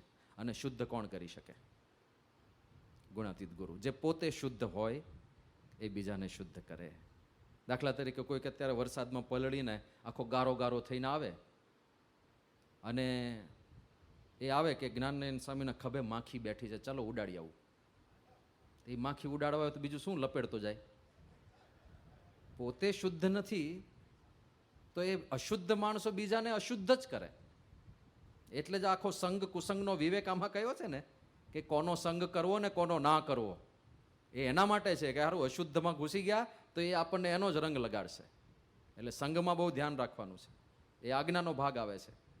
પણ એવા સાચા સંત મળે, સાચે સંત મિલે કમી કાહુ રહી, સાચી શીખવે રામ કી રીત કૂંજી.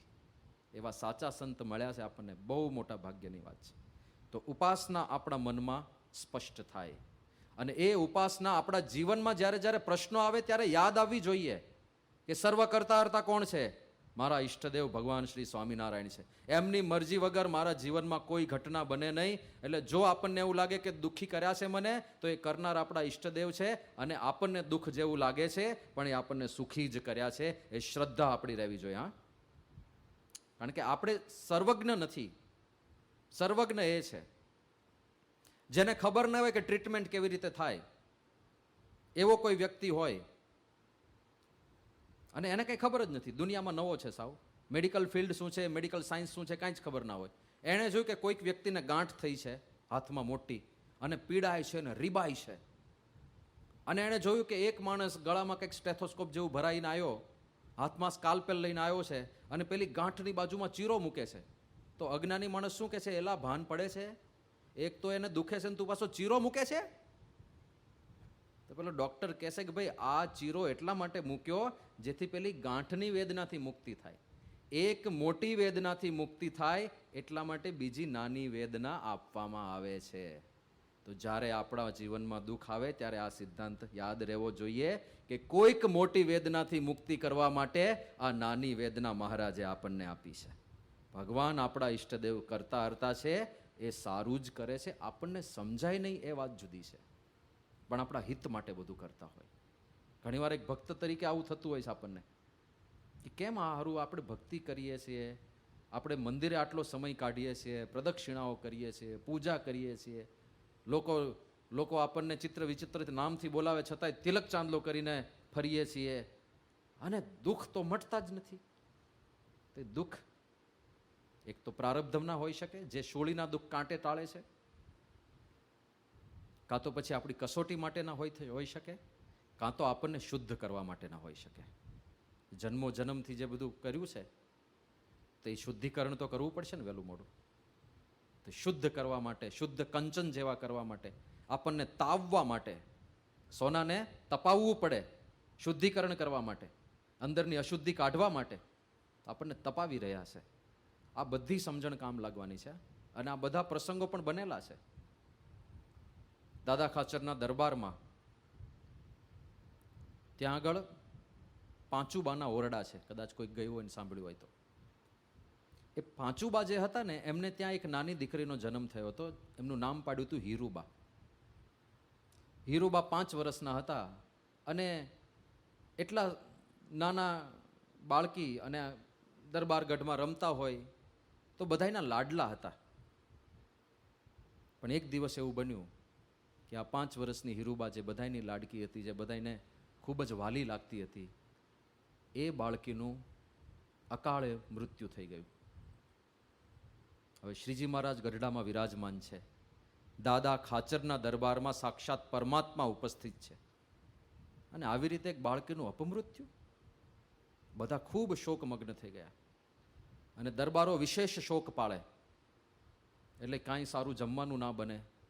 આપણે ત્યાં એવું હોય છે, જેટલી ઉંમર નાની એટલો શોક વધારે પાવરફુલ. એટલે કોઈ સારું જમવાનું ના બને, બધા માટે થૂલું બન્યું. પણ ભગવાનને ઉપર થાળ ગયો ને મંદિરમાં, એમાંય થૂલું ગયું. શ્રીજી મહારાજે આ જોયું. મહારાજ કે આ ના ચાલે, તમે શોક પાળો બરાબર છે, ભગવાનને કેમ શોક પાળાવો છો? એમની તો સેવા બરાબર કરો. અને મહારાજ ઉદાસ થઈને નીકળવા માંડ્યા કે ભાઈ, જ્યાં ભગવાનની સેવા ના થતી હોય, પોતાની ઉદાસી ભગવાનને વળગાવતા હોય લોકો, એવી જગ્યાએ અમારે નથી રહેવું. એટલે મહારાજ નીકળવા તૈયાર થયા. દાદા ખાચરને બધા પાછા પગમાં પડ્યા, મહારાજ ભૂલ થઈ ગઈ, અપરાધ થઈ ગયો, હવે એવું નહીં કરીએ, પાછા આવો. મહારાજ અટક્યા, અને પછી મહારાજે કીધું કે દાદા ખાચર, તમે લોકો શું જાણો છો? કે હા મહારાજ, અમે તો અજ્ઞાની છીએ, તમે આપ જણાવો તો અમે જાણીએ ને. ત્યારે શ્રીજી મહારાજે કહ્યું કે તમને બધાને એવું લાગે છે કે આ પાંચુબાના 5 વર્ષના નાના દીકરી હીરુબા ધામમાં ગયા, અને એટલા માટે તમે બધા શોકમગ્ન છો, રડો છો. પણ એ હીરુબા કોણ હતા ખબર છે?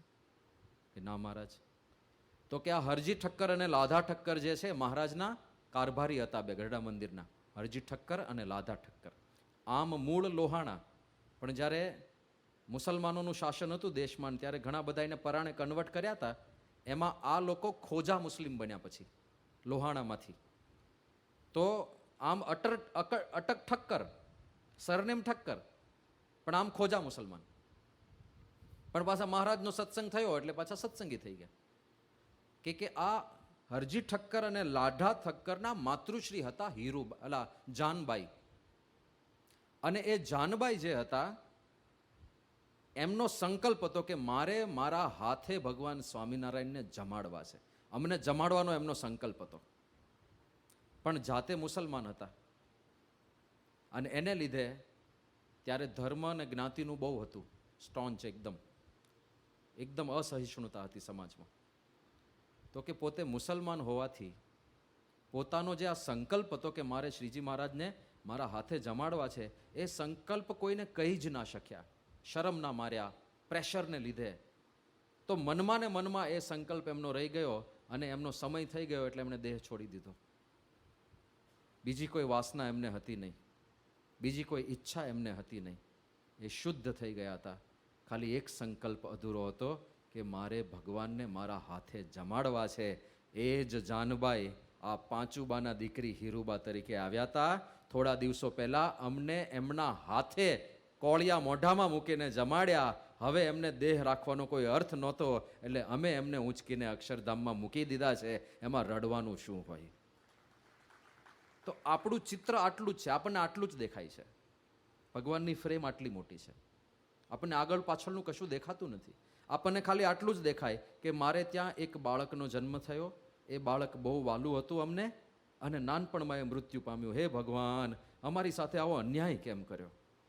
તો તમને તો ભગવાને ખાલી નિમિત્ત બનાવ્યા છે, એમનો તો પેલા બાળકનો એક સંકલ્પ પૂરો કરવો હતો. એ બધું આપણને સમજાવવાનું નથી. અને દર વખતે કાંઈ બધાને સમજાવાય નથી આવવાના મહારાજ પ્રગટ થઈને કે આ તારા જીવનમાં બન્યું, એ આને લીધે બન્યું.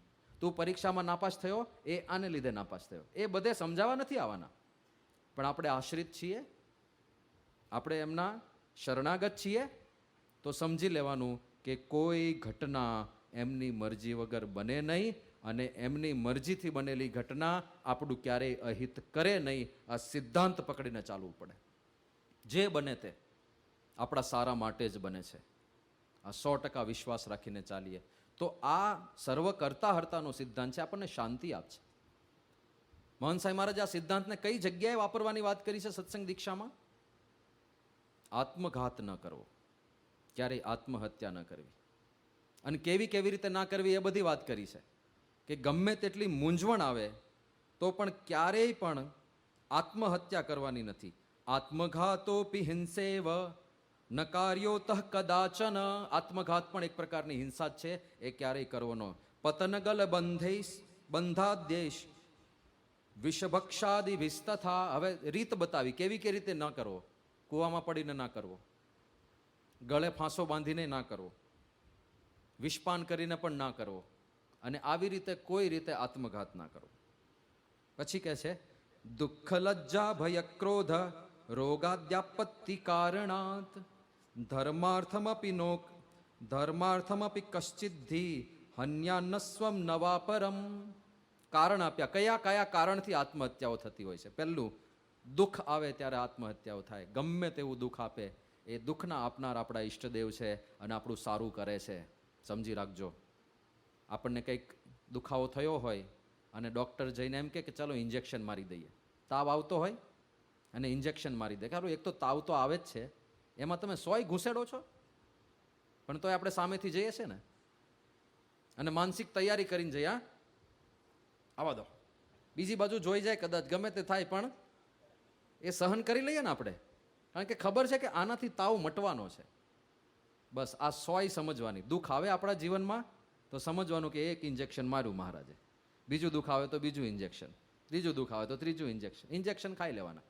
પણ દુઃખને લીધે આત્મઘાત ના કરવો. બીજું છે લજ્જા. ઘણીવાર આપણાથી જેન્યુઇનલી કંઈક એવી ભૂલ થઈ જાય કે આપણે દુનિયાને મોઢું દેખાડવા લાયક ના રહીએ. એને પણ સ્વીકારી લો. દુનિયા ભૂલી જાય છે થોડા સમયમાં. ગમે તેટલું મોટો અપરાધ ભલે ને થઈ ગયો હોય, પણ આત્મહત્યા ના કરાય. આપણા ઈષ્ટદેવ અને આપણા ગુરુદેવ બંને ના પાડે છે. સહન કરી લો. દુનિયા ગમે તે બોલે આપણા વિશે, સહન કરી લેવાનું.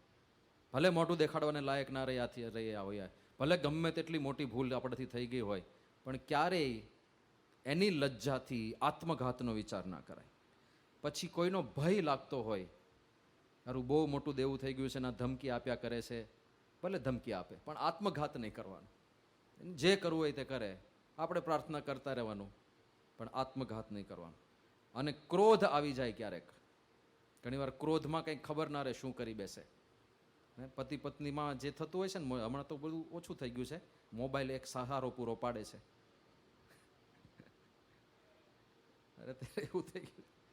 પણ સહેજ ઝઘડો થયો હોય ને, અમદાવાદનો જ પ્રસંગ છે, સેન્ડવિચ માટેનો ઝઘડો. હા, ખાલી સેન્ડવિચ. પતિએ કીધું છે કે આપણે સાંજે સેન્ડવિચ ખાવા જઈશું.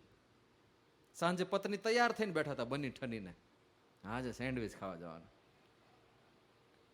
અને પેલો સાંજે ઘરે આવ્યો, પણ કંઈક ઓફિસમાંથી કામ થોડું એક્સ્ટ્રા આપ્યું હશે, તો કે આજે રહેવા દો, આજે કામ બહુ છે, કાલે સેન્ડવિચ ખાવા જઈશું. આટલું સહન ના થયું અને પતિ પત્ની વચ્ચે બોલાચાલી થઈ, ઉગ્ર બોલાચાલી થઈ.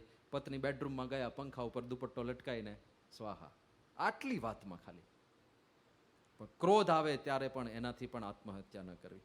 રોગ, ઘણીવાર રોગથી કંટાળીને લોકો આત્મહત્યા, એવી રીતે પણ ના કરવી. અને કોઈ પણ આપત્તિ જીવનમાં આપી ગઈ હોય તો પણ આ બધાથી ના પાડી દીધી. હા, એનો અર્થ શું થયો? કે દુઃખ સહન કરી લો, કારણ કે એ આપણને શુદ્ધ કરવા માટે છે.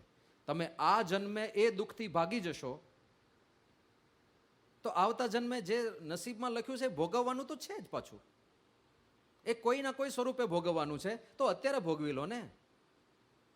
કોઈક દવા તમને એવી આપે કે આ દવા અત્યારે લો તો અત્યારે સારું થઈ જશે, 6 વર્ષ પછી લો તો 6 વર્ષ પછી સારું થશે, તો ક્યારે લો તમે? અત્યારે જ લઈ લેવાય ને.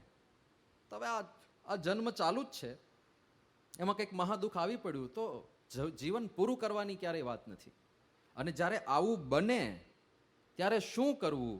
તો ત્યારે ભગવાન સર્વ કર્તાસ્તિ દયાલુ સર્વ રક્ષક સ એવ નાશક સર્વ સંકટાનામ સદા મમ. ભગવાન સર્વ કરતા હરતા છે, એ દયાળુ છે, એ સર્વ રક્ષક છે, અને એ મારા બધા સંકટોના નાશક છે. એમની ઈચ્છા વગર કાંઈ બનતું નથી. અને જે કરે છે ભગવાન કુરુતે યદ્ધિ હિતાર્થમેવ કેવલમ તત્સદા. ભગવાન જે કાંઈ કરે છે એ હિતાર્થમ એવ, હિત માટે જ હોય છે. આપણને સમજાય નહીં એ વાત જુદી છે.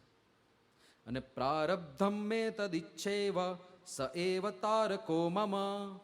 એમની ઈચ્છા એ જ મારું પ્રારબ્ધ છે. હવે હું આશ્રિત થયો છું ને, એમની ઈચ્છા એ જ મારું પ્રારબ્ધ છે, એ જ મારા તારક છે. આવા સવળા વિચાર કરવા, પણ ક્યારેય નકારાત્મક વિચાર કરીને આત્મહત્યા કરવાની વાત ના કરવી.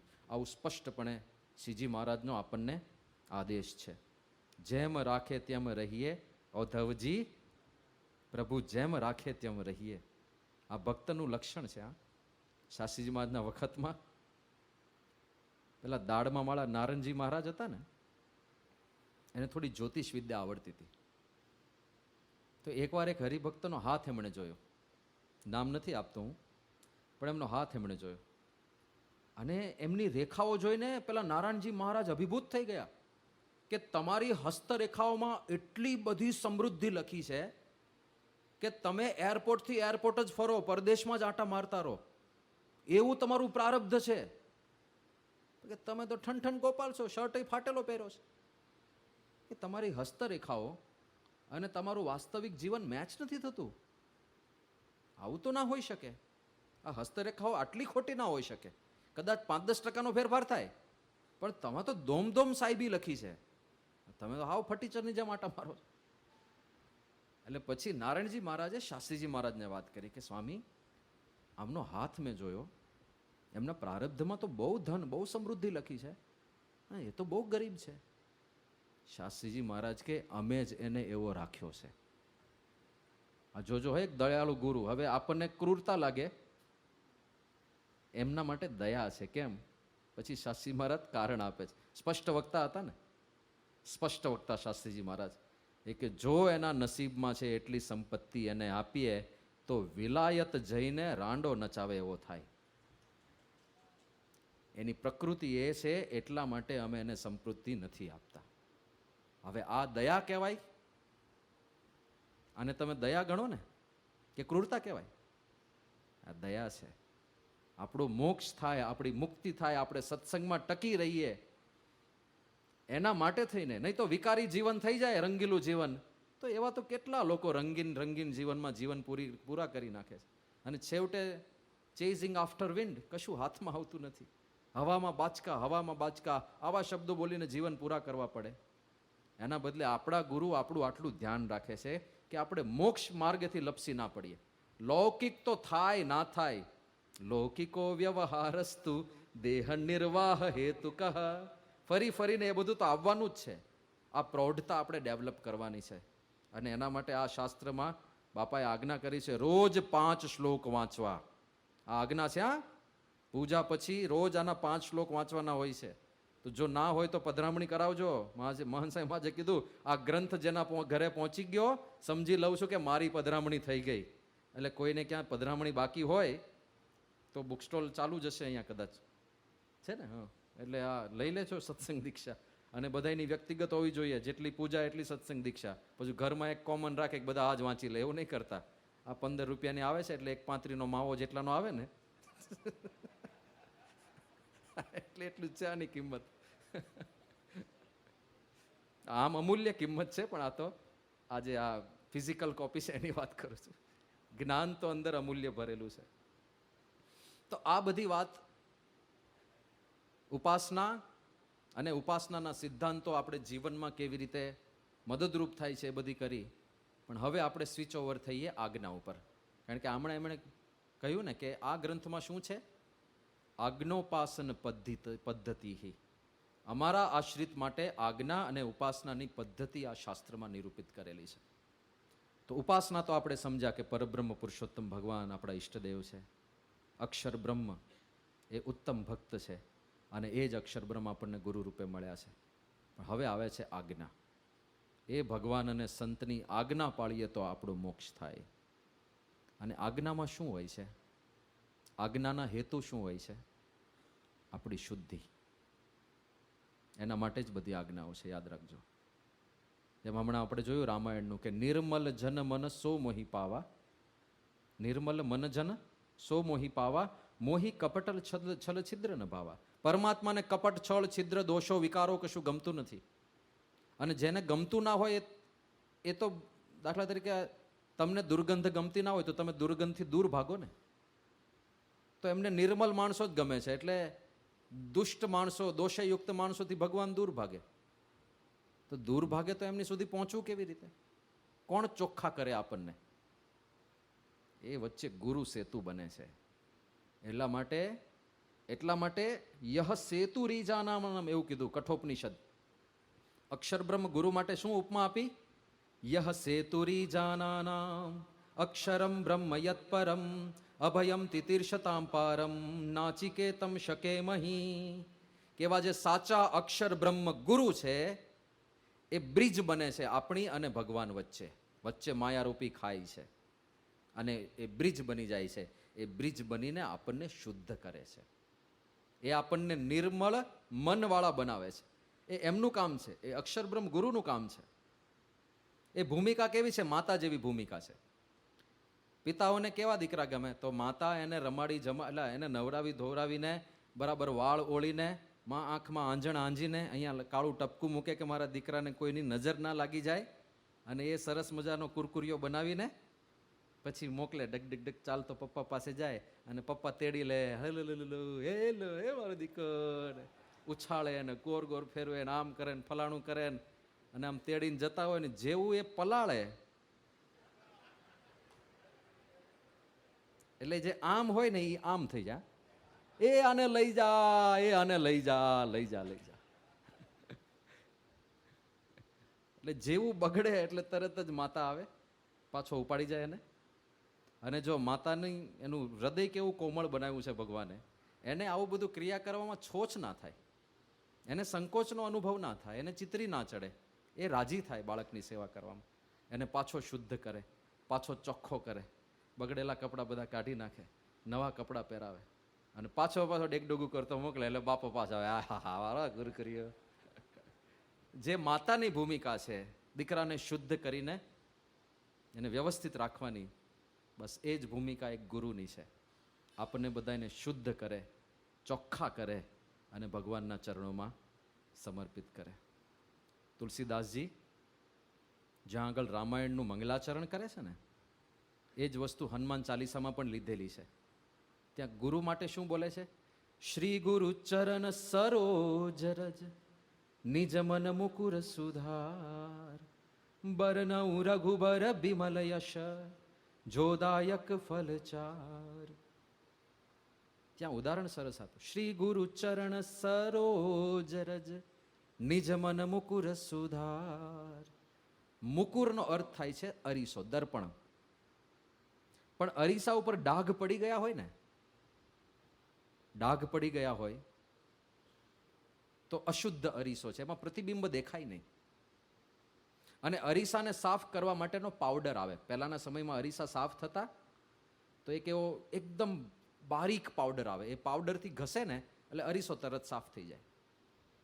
તો અહીંયા આગળ એ ઉદાહરણ આપે છે કે મારા મનરૂપી અરીસો બગડી ગયો છે, ગંદો થઈ ગયો છે, એટલે ભગવાનનું પ્રતિબિંબ મને દેખાતું નથી યથાર્થ. તો એ મનરૂપી અરીસાને હું કેવી રીતે સાફ કરું છું? શ્રી ગુરુ ચરણ સરોજ રજ. રજ એટલે પેલો પાવડર, ચરણ રજ કોની? શ્રી ગુરુ ચરણની રજ, એનાથી નિજ મન મુકુર સુધાર. માના મનરૂપી અરીસાને હું સાફ કરી દઉં છું, એથી મને એ મનમાં પરમાત્માનું પ્રતિબિંબ 100% ઝીલાય છે. પછી હું બરનઉ રઘુબર બિમલ યશ જોદાયક ફલચાર. એટલે અંતઃકરણ શુદ્ધ કરવા માટે ગુરુ ગુરુ ગુરુ, સાચા ગુરુ, અક્ષર બ્રહ્મ ગુરુ, આ બધે વાત થાય છે. અને ગુરુ જે આજ્ઞા કરે છે, જે આજ્ઞા કરી છે આ ગ્રંથમાં, એ બધી આપણી શુદ્ધિ માટે છે. મનની શુદ્ધિ, વ્યવહારની શુદ્ધિ, આચરણની શુદ્ધિ, બુદ્ધિની શુદ્ધિ, બધી શુદ્ધિ, બાહ્ય અને આંતરિક. એ સ્પષ્ટપણે કીધું કે શુદ્ધિ સર્વવિધા પાલ્યા બાહ્યાચાભ્યંતરાત સદા. બાહ્ય અને આંતરિક બંને પ્રકારની શુદ્ધિ મારા આશ્રિતોએ પાળવી. શુદ્ધિ પ્રિય પ્રસિદ્ધે ચ શુદ્ધિમતિ જને હરિહિ. ભગવાનને શુદ્ધિ ગમે છે અને રાજી થશે જો આપણે શુદ્ધિ રાખીશું તો. બાહ્ય અને આંતરિક બંને પ્રકારની શુદ્ધિ. તો પેલા બાહ્ય શુદ્ધિની વાત કરીએ, એટલે ખાવા પીવાની શુદ્ધિની વાત છે. જો કે બાહ્ય શુદ્ધિ જ આંતરિક શુદ્ધિમાં, બાહ્ય અશુદ્ધિ જ આંતરિક અશુદ્ધિમાં જાય છે. બહારથી તમે જે નાખો એ જ અંદર જાય ને. આંખેથી કચરો નાખો તો અંદર કચરો જ જવાનો, કાનથી કચરો નાખો એ અંદર જવાનો, મોઢાથી કચરો નાખો એ અંદર જવાનો, સ્પર્શથી કચરો નાખો એ અંદર જવાનો, સૂંઘીને કચરો નાખો એ અંદર જવાનો. તો એ હવે શરૂ કરે છે અને હવે થોડું અઘરું આવશે ને. તત્વજ્ઞાનમાં તો ખાલી સમજવાનું જ હોય છે. હવે આવે છે આચરણની વાતો. અને આપણને એમ થાય કે આપણો સત્સંગ બહુ વિકસતો નથી, કારણ કે આ અઘરું પડે છે. કંઠી ગળામાં નાખો એટલે સંતો પહેલો જ પ્રશ્ન પૂછે, કઈ વ્યસન છે? અને એ પ્રશ્નનો સામનો નથી કરવો એટલે લોકો ના પડે, સામે કંઠી રહેવા જાઓ, પછી અમારાથી ધર્મ પડે ને ખાલી ખોટું પાપમાં પડે.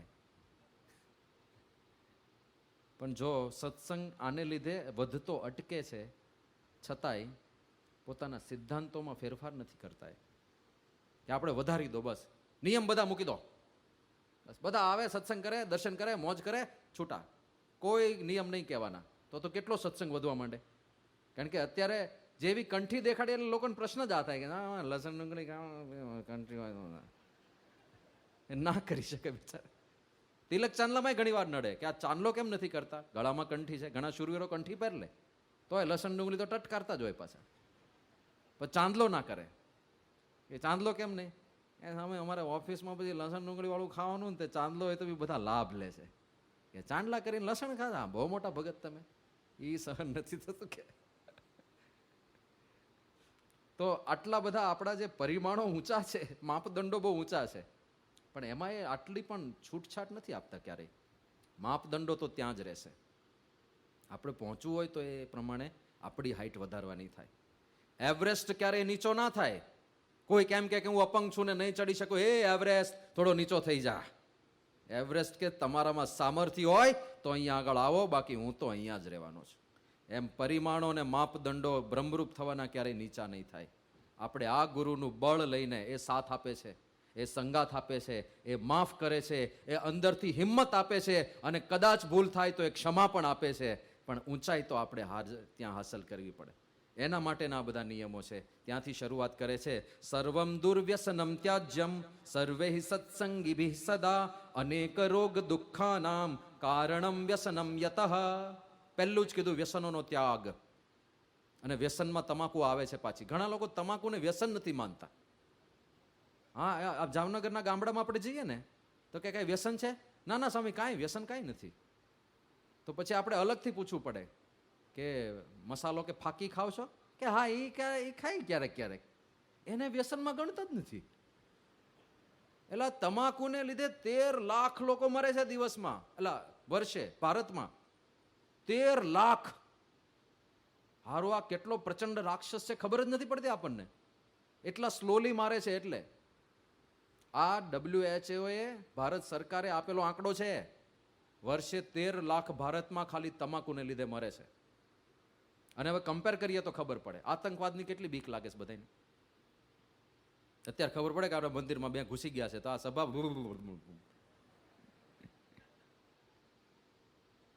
આતંકવાદી હુમલા થયા અત્યાર સુધી ભારતમાં. ભારતને આઝાદી મળી 1947માં. ત્યારથી માંડીને પછી 25-30 વર્ષ પછી પહેલો હુમલો થયેલો. પણ ત્યારથી માંડીને અત્યાર સુધી જેટલા આતંકવાદી હુમલા થયા એમાં જેટલા લોકોનું મૃત્યુ થયું એનો સરવાળો કરો ને તો 4000થી વધારે નથી. આમ તો 4000 હું વધારે બોલું છું, 3.5 જેટલા જ છે, પણ 4000 ગણીએ. ભારત આઝાદ થયું ત્યારથી અત્યાર સુધી કેટલા? 4000.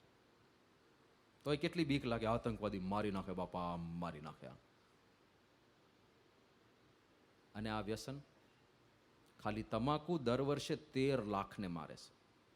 ત્યારથી અત્યાર સુધીમાં નહીં, દર વર્ષે 13 લાખને મારે છે.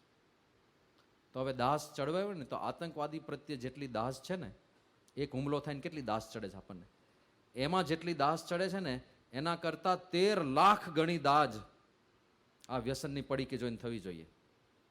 આપણે ખાતા હોય તો થવી જ જોઈએ, આપણા ભાઈબંધ ખાતા હોય તો એને જોઈને થવી જોઈએ. આ બધા આંકડા કેવા યાદ રાખજો. આ ખાલી તમાકુને લીધે ભારતમાં દર વર્ષે કેટલા મરે છે? 13 લાખ. તમારા મિત્રોને કહેજો. આ તો આમાં ક્યાં સાંપ્રદાયિક વાતો છે? આમાં ક્યાં આપણે કોઈને સત્સંગી કરવાના વાત કરીએ છીએ? આ તો ફેક્ટ છે, જે આંકડા છે એ બોલીએ છીએ. અને જે હાલત, આ તો મરે છે તો વાત જુદી, પણ મરતા પહેલા જે રીબાઈ છે. અમે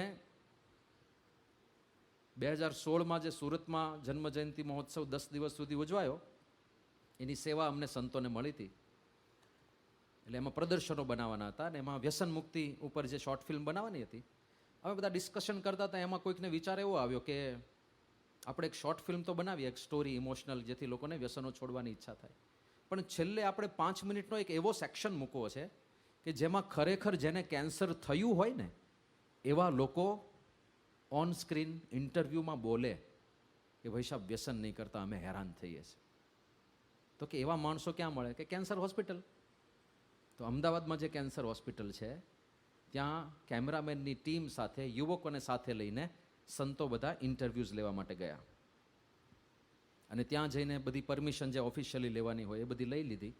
અને પેશન્ટ્સને મળ્યા અમે જનરલ વોર્ડમાં જ. અને બધાને પૂછ્યું કે આવી રીતે એક સારા હેતુથી અમે તમારા ઇન્ટરવ્યૂ લેવા માગીએ છીએ, લોકો વ્યસન છોડે એના માટે આપશો? ઘણા બધા ઇન્ટરવ્યૂ આપવા તૈયાર થયા. અને એમાં જે લોકો બોલ્યા છે, પહેલાં તો ત્યાં પરિસ્થિતિ જ બધાની જોઈને પેલા કેમેરામેનની ક્રૂ આવી હતી ને બધા હલી ગયા. કોઈકને અહીંયા મોટી ગાંઠ થઈ હોય, કોઈકને ગાંઠ કાઢી લીધો હોય તો અહીંયા ચીરો મૂક્યો હોય, કોઈકને આ બધું ખલાસ થઈ ગયું હોય કેન્સરથી તો અહીંયા બધું આટલું કાપી નાખ્યું હોય ને પછી ટાંકા લીધેલા હોય, એટલે જડબું આમ સાવ ચપટું થઈ ગયું હોય. અને કોઈકને ખવાતું ન હોય તો અહીંયા કાણા પાડીને અંદરથી નળી નાખી હોય અને ત્યાંથી લિક્વિડ ઇન્જેક્ટ કરતા હોય ને એવી રીતે જમાડતા હોય. અને એ એવા વરવા દ્રશ્યો હતા. કોઈકને નાકમાંથી આમ નળી જતી હોય અને અહીંયા મોટો ફૂગો થઈ ગયો હોય ને અહીંયા ટાંકાની આખી લાઈન દેખાતી હોય. એટલું ભયંકર ત્યાં વાતાવરણ હતું. આમ તો વિચાર કરો, એ ખાલી વાતાવરણ જોઈને જે કેમેરા મેમ્બર હતા ને, કેમેરાના બધા ટીમવાળા ટીમ મેમ્બર, એ કોઈ સત્સંગી નહોતા, એ તો મુંબઈથી બધા આવેલા અને એમાં અમુક બીડીઓ પીનારા હતા. એ જોઈને સીધા સંતો પાસે આવ્યા, સ્વામી અમને પાણી આપો, આ ના કરાય. એ લોકોએ સામેથી વ્યસન મૂક્યા, બોલો, કાંઈ ઉપદેશ વગર, ખાલી એ દ્રશ્યો જોઈને વ્યસન મૂકવાની પ્રતિજ્ઞાઓ કરી દીધી. કેવા દ્રશ્યો હશે! અને પછી ઇન્ટરવ્યુમાં એ લોકો જે બોલ્યા, એક ભાઈ એવું બોલ્યા કે સ્વામી આમાં તો બધી બરબાદી છે, કે અમારે એક દીકરો છે, મારી ઈચ્છા હતી, અમે મિડલ ક્લાસના માણસો છીએ, અમારી ઈચ્છા હતી કે ભણી ગણીને એન્જિનિયર બને, અમને ખબર છે ફીસ બધી હાઈ હોય છે અને અમે અફોર્ડ ના કરી શકીએ એને એન્જિનિયરિંગની ફીસ ભરવાનું, એટલે મને ખબર હતી, એટલે હું વર્ષોથી પૈસા ભેગા કરતો હતો મારા અકાઉન્ટની અંદર કે ભવિષ્યમાં જ્યારે આ મોટો થશે, 12મું પાસ કરશે, પછી એના એન્જિનિયરિંગના પૈસાની ફી, કોલેજની ફી આમાંથી હું ભરીશ. કારણ કે એ બધા મારા સપના તૂટી ગયા, કારણ કે મને કેન્સર થયું અને અકાઉન્ટમાં જેટલા પૈસા ભેગા કર્યા હતા બધા આ ઈલાજમાં ખર્ચાઈ ગયા. હવે મારા દીકરાને હું કેવી રીતે ભણાવીશ? મેં મારા હાથે મારા દીકરાનું ભવિષ્ય રોળી નાખ્યું. અને એવી જ વાત બીજા એક ભાઈ, એ ભાઈ બોલી શકે એમ નહોતા, એટલે એના ધર્મપત્ની એમના વતી બાજુમાં બેઠા હતા, એ બોલેલા કે અમારે એક દીકરી છે, દીકરો નથી કોઈ, એટલે અમારા સંકલ્પ એવા હતા કે દીકરીને ધામધૂમથી વળાવવી છે. આખા ગામમાં કોઈએ ના વળાવી હોય એવી રીતે ધામધૂમ કરીને દીકરીને વળાવવાના અમારા સંકલ્પો હતા. પણ મારા પતિને કેન્સર થયું અને અમારી પાસે જેટલું હતું મારા ઘરેણાં વેચી દીધા અને એ વેચીને આમની ઈલાજ અમે સર્જરીને બધું કરાવ્યું છે. તો હવે અમારી દીકરીને અમે શું આપશું લગ્ન વખતે? કેવી રીતે એને ધામધૂમથી પરણાવશું? અમારા એ સંકલ્પો ખતમ. આ તો ખાલી આર્થિક નુકસાનની વાત કરી મેં. શારીરિક પીડા એ તો જુદી જ વસ્તુ છે. અને શારીરિક પીડા કરતાંય એક વ્યક્તિ ઓછો થાય. આપણે ત્યાં મોટે ભાગે કુટુંબમાં એક જ વ્યક્તિ કમાતો હોય છે અને કમાનારી વ્યક્તિ જતી રહે તો આખા કુટુંબનું શું થાય? આખો પરિવાર તહસ નહસ થઈ જાય, એ બાળકો નિરાધાર બની જાય, પત્ની વિધવા થઈ જાય અને ઘરના મુખ્ય પુરુષ વ્યક્તિનું જ મૃત્યુ થઈ જાય. પછી એ લોકો રજડીને ક્યાં જાય? એ મહિલાને ક્યાં ક્યાં મજૂરી કરવી પડે પેટીયું રળવા માટે, છોકરાઓને એનું પોષણ કરીને ભણાવવા માટે. એટલે આ આપણને લાગે આંકડા સાધારણ, આ 13 લાખ લોકો જે મરે છે એટલે 13 લાખ પરિવારો બરબાદ થાય છે, એવું થયું. અને ધન્યવાદ આપવા પડે કે આ નસ પકડી પ્રમુખ સ્વામી મહારાજે ગામડે ગામડે ઝૂંપડે ફરીને એમણે પહેલી આ વાત કરી છે કે વ્યસન છોડો. 40 લાખ લોકોને વ્યસન મુક્ત કરવાનું શ્રેય આપણા ગુરુ પ્રમુખ સ્વામી મહારાજને જાય છે. એ 40 લાખ લોકોની વાત નથી, એ 40 લાખ પરિવારોની વાત છે. નાના નાના બાળકોને વેકેશનમાં એ વ્યસન મુક્તિના પ્રોજેક્ટ આપે. કેટલી દૂરંદેશિતા કહેવાય. અમે ત્યાં આદિવાસી વિસ્તારમાં ફર્યા. હવે એવું નથી કે આદિવાસી ભાઈઓ એને ત્યાં આવક નથી. ત્યાં સિસ્ટમ કેવી છે કે બધા મોટે ભાગે ખેત મજૂરી કરે. ગરીબો છે ને, પણ ગરીબી નથી. ખેત મજૂરી કરતા હોય, પરિવારમાં 7 સભ્યો હોય, એમાંથી 5 સભ્યો કામ કરતા હોય. પતિ પત્ની કામ કરતા હોય, માતા પિતા કામ કરતા હોય, અને દીકરાઓ જો 15 વર્ષથી મોટા થઈ ગયા હોય, 16 વર્ષથી મોટા, તો એ પણ ખેતરમાં જઈને કામ કરતા હોય. એટલે એક જ પરિવારના 7 સભ્યોમાંથી 5 સભ્યો કમાતા હોય અને રોજના 6-7 હજાર રૂપિયા ઘરમાં આવતા હોય. એટલે કમાણી તો થાય છે ઓવરઓલ, પણ બધી વપરાઈ જાય છે 6:45 પછી ટલ્લી જ હોય, બધું એમાં વપરાઈ જાય છે. પણ જે લોકો સત્સંગી થયા એમણે વ્યસન છોડ્યા, અને વ્યસન જ્યાં જ્યાં ગયા ત્યાં આખા ગામની રોનક તમે જુદી દેખાય. એક ગામમાં તો ઇન્ટરવ્યુ લેવામાં જતા હતા, તો હજી ગામમાં જતા પહેલા દૂરથી પેલા કાર્યકરે આખું ગામ દેખાડ્યું. મને કે સ્વામી આ ગામ. પછી કે આમાંથી જેટલા પાકા મકાન છે ને સમજી લેવાનું કે બધા આપણા BFSના સત્સંગી, અને જે કાચા મકાન છે એ સત્સંગી નથી. મેં કીધું આટલો ફેર કેવી રીતે? તો કે સત્સંગી થયા, વ્યસન ગયા, પૈસા બચ્યા, પાકા અને મકાન થઈ ગયા. 2-2 માળના મકાન હતા. અને જેમને ત્યાં દારૂ પીવાનું હજુ ચાલુ છે એમની આટલી પણ પ્રગતિ નથી થઈ. આ એક જ વસ્તુ, વ્યસન. રોગ, દુઃખ, પૈસાની બરબાદી, બધું આ એક જ વસ્તુને લીધે આવે છે. અને લોકોમાં જાગૃતિ જ નથી, લેશ માત્ર જાગૃતિ નથી. થોડો તો આ પેલું આતંકવાદીઓનો સરવાળો કરીને લોકોને સમજાવજો તમારા મિત્રો. આમાં તો કોઈને નથી એવું હું ધારી લઉં છું પાછું. અને ખૂણે ખાચરે હોય તો આજે સંકલ્પ કરજો. ખૂણે ખાચરે થોડું પણ રહી ગયું હોય ને મન એટલું નિર્બળ થઈ ગયું કે મારાથી ના જ છૂટે. અરે 90 વર્ષના દાદાએ છોડેલા છે વ્યસનો, તો તમે ક્યાં હજુ 90 વર્ષના છો? છૂટી જ જાય ને. નક્કી કરીએ બરાબર પાક્કા પાયે તો છૂટી જાય. એટલે સંકલ્પ કરીએ ને બીજાને કરાવીએ. આ મોટી સમાજ સેવા છે. આનાથી એક આખો કુટુંબનો ઉદ્ધાર થાય. તમે એક વ્યક્તિને વ્યસન છોડાવો ને, એક કુટુંબનો ઉદ્ધાર થાય છે. એટલે આપણા ગુરુએ જીવનભર આ કર્યું છે. તો આમાં ખાસ બધાને જાગૃતિ ફેલાવવી આપણે. આ મોટામાં મોટી સેવા છે આપણી. પછી કહે છે સુરાભંગ તમાલાદી યદ્યદ ભવેદ્ધિ માદકમ તદ્ભક્ષયેત પીબેન્નેવ ધૂમ્રપાનમ અપિત્યજેત. પછી વિકતિ કરી દીધી પાછી સ્વામીએ કે આ વ્યસનમાં શું શું ગણવાનું છે. સુરા એટલે પછી વાઇન ને વિસ્કી ને બ્રાન્ડી ને ટકીલા ને જે કાંઈ હોય ને બધું સમજી લેવાનું. એમાં બહુ બધા પ્રકાર હોય છે. મને હમણાં ખબર પડી. મને એમ કે દારૂ એટલે દારૂ જ હશે, પણ આમાં તો બધું બ્રાન્ડી ને વિસ્કી ને વાઇન ને બધું જાત જાતનું હોય છે. બધાના ઇતિહાસ છે પાછા. સુરા ભંગા, ઘણી વાર ભાંગને નથી વ્યસન ગણતા. એ આ ભાંગ તો પીવાય જ ને, એલા ભાંગ ના પીવાય. એ શંકર ભગવાને પીધી. તો શંકર ભગવાને જ્યારે પીધું તો પાછું એ તો ભગવાન છે ભાઈ, બધું અનુકરણ ના કરવાનું હોય. સુરા ભંગા તમાલાદી એટલે તમાલ એટલે તમાકુ. યદ્યદ ભવેદ્ધિ માદકમ, જેનાથી નશો થાય. અત્યારે આ બાળકોમાં કિશોરોમાં કોકેઇન, હેરોઇન, આ બધા ડ્રગ્સ વધતા જાય છે. અત્યારે ગુજરાતની પરિસ્થિતિ બહુ ભયંકર છે. એક ષડયંત્ર તહત એક રાજ્યના યુવા પેઢીને તમારે બરબાદ કરવી હોય તો અત્યારના જમાના પ્રમાણે કાં એને ઇન્ટરનેટની લતે ચડાવી દો અને કાં એને વ્યસનની લતે ચડાવી દો. આખી જનરેશન ખલાસ. અને આખા દેશને ખલાસ કરવા કાંઈ જ કરવાનું નથી. તમે એ લોકોને વ્યસનના રવાડે ચડાવી દો, એનું બધું દૈવત સીધું ધૂળધાણી થઈ જશે. એટલે યુવકો બધા બેઠા છે, આપણે તો ધ્યાન રાખવાનું, એમાંય જાગૃતિ લાવવાની જરૂર છે. કારણ કે એ બધા વ્યસન એવા છે ને, એકવાર ચાખ્યા ને, તમાકુ તો તમે 2-3 મહિના પીવો ખાઓ પછી એનું બંધાણ થાય. આ કોકેઇન, હેરોઇન ને એ બધા તો એવા છે ને, એક વારમાં જ માણસ બંધાણી થઈ જાય છે, પછી એના વગર ચાલતું નથી એવું થઈ જાય છે. એટલે એમાં તો બહુ સાવધ રહેવાનું. અખતરા ના કરાય. ઘણા યુવાનોને એવા સપના હોય છે, લાઈફમાં છે ને બધું એક વાર ટ્રાય કરી લેવાનું દોસ્ત. તો પેલો સાપ કરડે ત્યારે કેવો અનુભવ થાય એ ટ્રાય કરીશ તે કે ના? એ કરે એકવાર, શરૂઆત ત્યાંથી કરો. કે પેલો કોબરા કરડે ને ત્યારે કેવો અનુભવ થાય એ અનુભવ પહેલા કરી લો, પછી જીવતા રહો તો બીજા બધા અનુભવ કરજો. અમુક અનુભવ ના કરવાના હોય, ઝેરના પારખા ના કરવાના હોય. અનુભવ કરો, કાંઈ નહીં. હિમાલયમાં ફરવા જાઓ, બદ્રીનાથ કેદારનાથ જાઓ, એ બધા અનુભવ કરો ને. પાઉંભાજી ખાવ ઘરે બનાવીને, એના અનુભવ કરો. આ કઈ આ ઝેર ખાવાના અનુભવ થોડા કરવાના હોય. એટલે આ વ્યસનોથી સર્વમ દુર્વ્યસનમ ત્યાજ્યમ, બધી પ્રકારના દુર્વ્યસનો એનાથી દૂર જ રહેવાય. સત્સંગીએ ક્યારેય એ બાજુ જવાય નહીં. પછી કહે છે માંસમ મત્સ્યમ તથાંડાની ભક્ષયેયુર્ન કરહિચિત પલાંડુમ ન શુનમ હિંગુમ ન ચ સત્સંગીનો જના. હવે આપણું આવ્યું હો. પલાંડુ એટલે લસણ થાય, એટલે પલાંડુ એટલે ડુંગળી, અને લસુનમ એટલે લસણ, અને હિંગુમ એટલે હિંગ.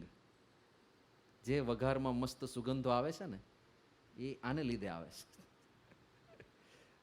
આને છોડવાનું કીધું છે. કારણ કે બધા શાસ્ત્રોએ વાત કરી છે કે આ તમોગુણી પ્રકૃતિનો આહાર છે, અને તમોગુણી આપણે આહાર કરીએ તો આપણામાં પણ તમોગુણ પ્રવર્તે છે. હવે આમાં આર્ગ્યુમેન્ટ્સ લોકો ઘણા કરશે કે ફલાણો વ્યક્તિ લસણ ડુંગળી નહોતો ખાતો તોય તમોગુણી હતો, અને આ ખાય છે તોય તમોગુણી નથી, શાંત છે. તો ખાલી આ આહાર વન ઓફ ધ ફેક્ટર્સ છે. એનું પ્રારબ્ધ, એના સંસ્કાર, એ બધું હોય ને. એક નેચર, વર્ષોનો પૂર્વજન્મના સંસ્કાર બધું છે. તો જે આપણું લેવલ છે એનાથી વધારશે. તમારું લેવલ શાંત છે અને આ તમોગુણી આહાર ખાધો તો તમારા લેવલ કરતાં થોડો તમોગુણ વધે. અને પેલો ઓલરેડી તમોગુણી છે જ, એ ખાય કે ના ખાય એ રહેવાનું જ છે.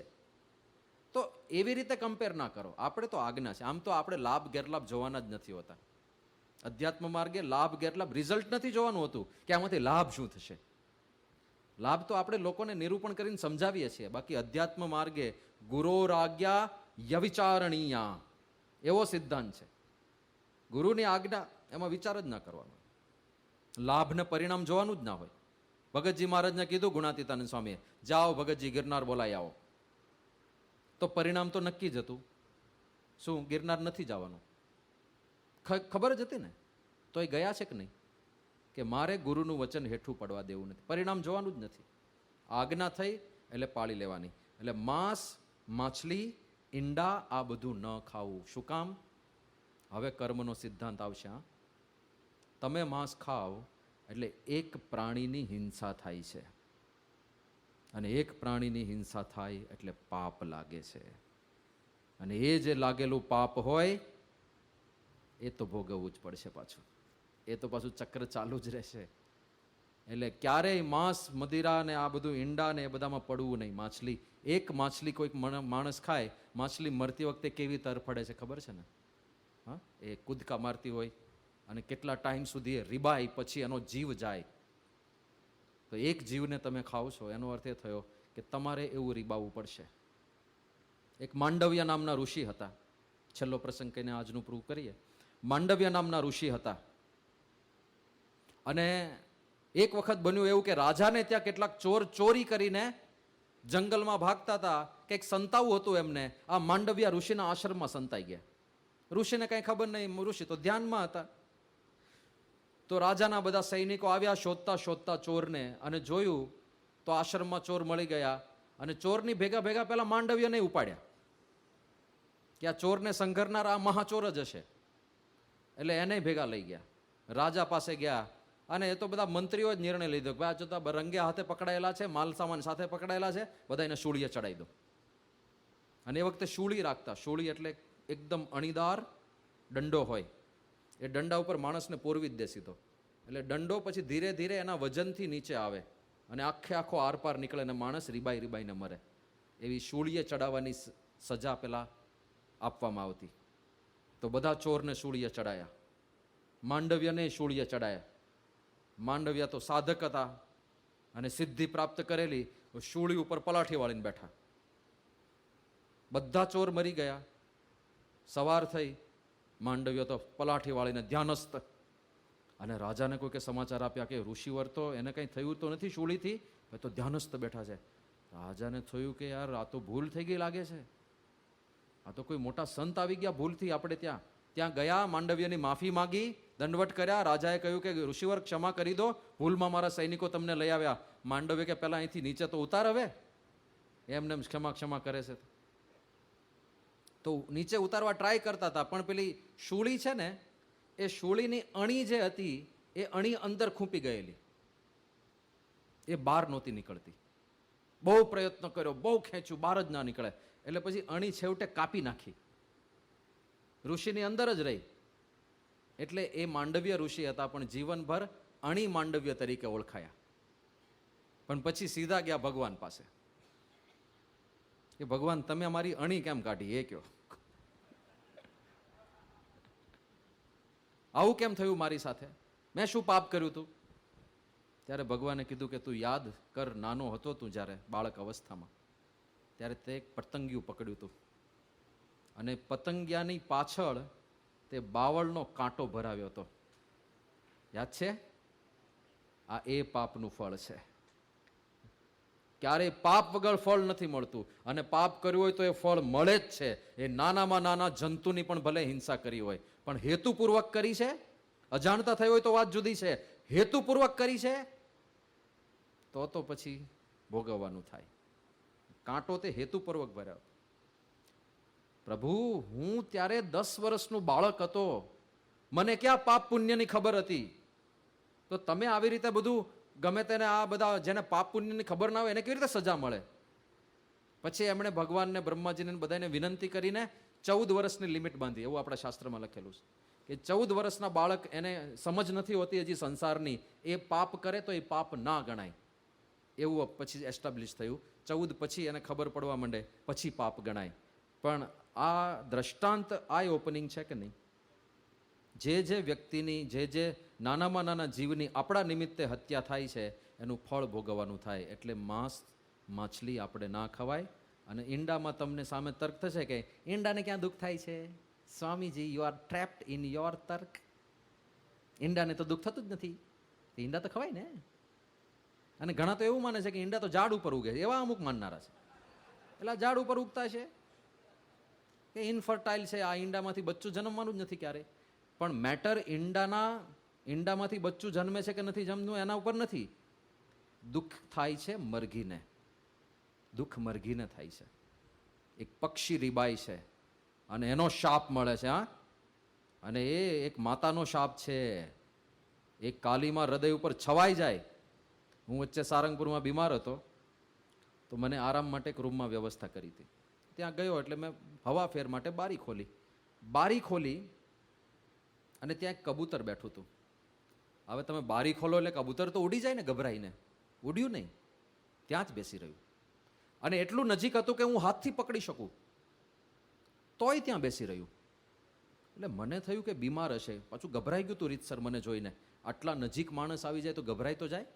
એટલે મેં બારી તરત બંધ કરી દીધી. પછી હું વિચારે ચડ્યો, મેં કીધું કાં ઘરડું થઈ ગયું હશે, ઉડી નહીં શકતું હોય, કાં બીમાર હશે એટલે ઉડી નહીં શકતું હોય. પછી બપોરે જમવાનું આવ્યું એટલે મને કબૂતરનો વિચાર આવ્યો. મેં કીધું એ તો ઉડી શકતું નથી, તો એ ખાવાનું ક્યાંથી લાવશે? એટલે મેં રોટલી સાચવી રાખી થોડીક, અને પહેલાં હળવેકથી બારી ખોલીને મેં કીધું રોટલી સરકાવી દઉં જેટલે બીક ના લાગે.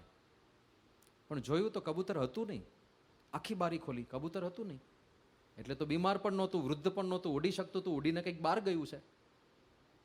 તો મેં કીધું મેં બારી ખોલી ત્યારે ઉડ્યું કેમ નહોતું? ત્યાં કબૂતરનો માળો હતો અને એમાં 2 ઈંડા હતા. મારા ઈંડા મારી નીચે છે અને એને જોયું કે આ કોઈક અજાણી વ્યક્તિએ બારી ખોલી છે. મારા ઈંડા સુધી પહોંચવા માટે કદાચ આ આવ્યો હશે, તો પહેલા મને માર, પછી મારા ઈંડા સુધી પહોંચ, બાકી મારા ઈંડાને હું હાથ નહીં લગાડવા દઉં. એવી એ કબૂતરની ભાવના હશે ને. ગભરાયેલું હતું, આંખો પોળી થઈ ગઈ હતી, છતાંય એ એના ઈંડા ઉપરથી ઉડ્યું નહીં. હવે એક પક્ષીને એના ઈંડા પ્રત્યે આટલો પ્રેમ હોય તો મરઘીને એના ઈંડા પ્રત્યે પ્રેમ ના હોય? અને એ ઈંડા બધા ટપ કરીને આમ તોડે. એલા શું કરો છો તમે? આ શું કરો છો? પાપના ઢગલા ભેગા કરો છો. તો અને પાછા હતા હિન્દુઓના દીકરાઓમાં ઈંડા ખાવાની હોડ લાગી છે, ચિકન બિરયાની. એલા તમે કઈ સંસ્કૃતિના સભ્ય છો એ તો જુઓ. કયા દેશના વારસ છો? કઈ તમારી પરંપરા છે? એટલે આપણે આ પાપમાં ના પડાય. એટલે મહંત સ્વામી મહારાજ ના પાડે છે. તો આ બધી આજ્ઞાઓ આપણા જીવનમાં વરે અને આપણે શુદ્ધિ અને પવિત્રતા યથાર્થ રાખી શકીએ, એ જ મહારાજ સ્વામીના ચરણોમાં પ્રાર્થના.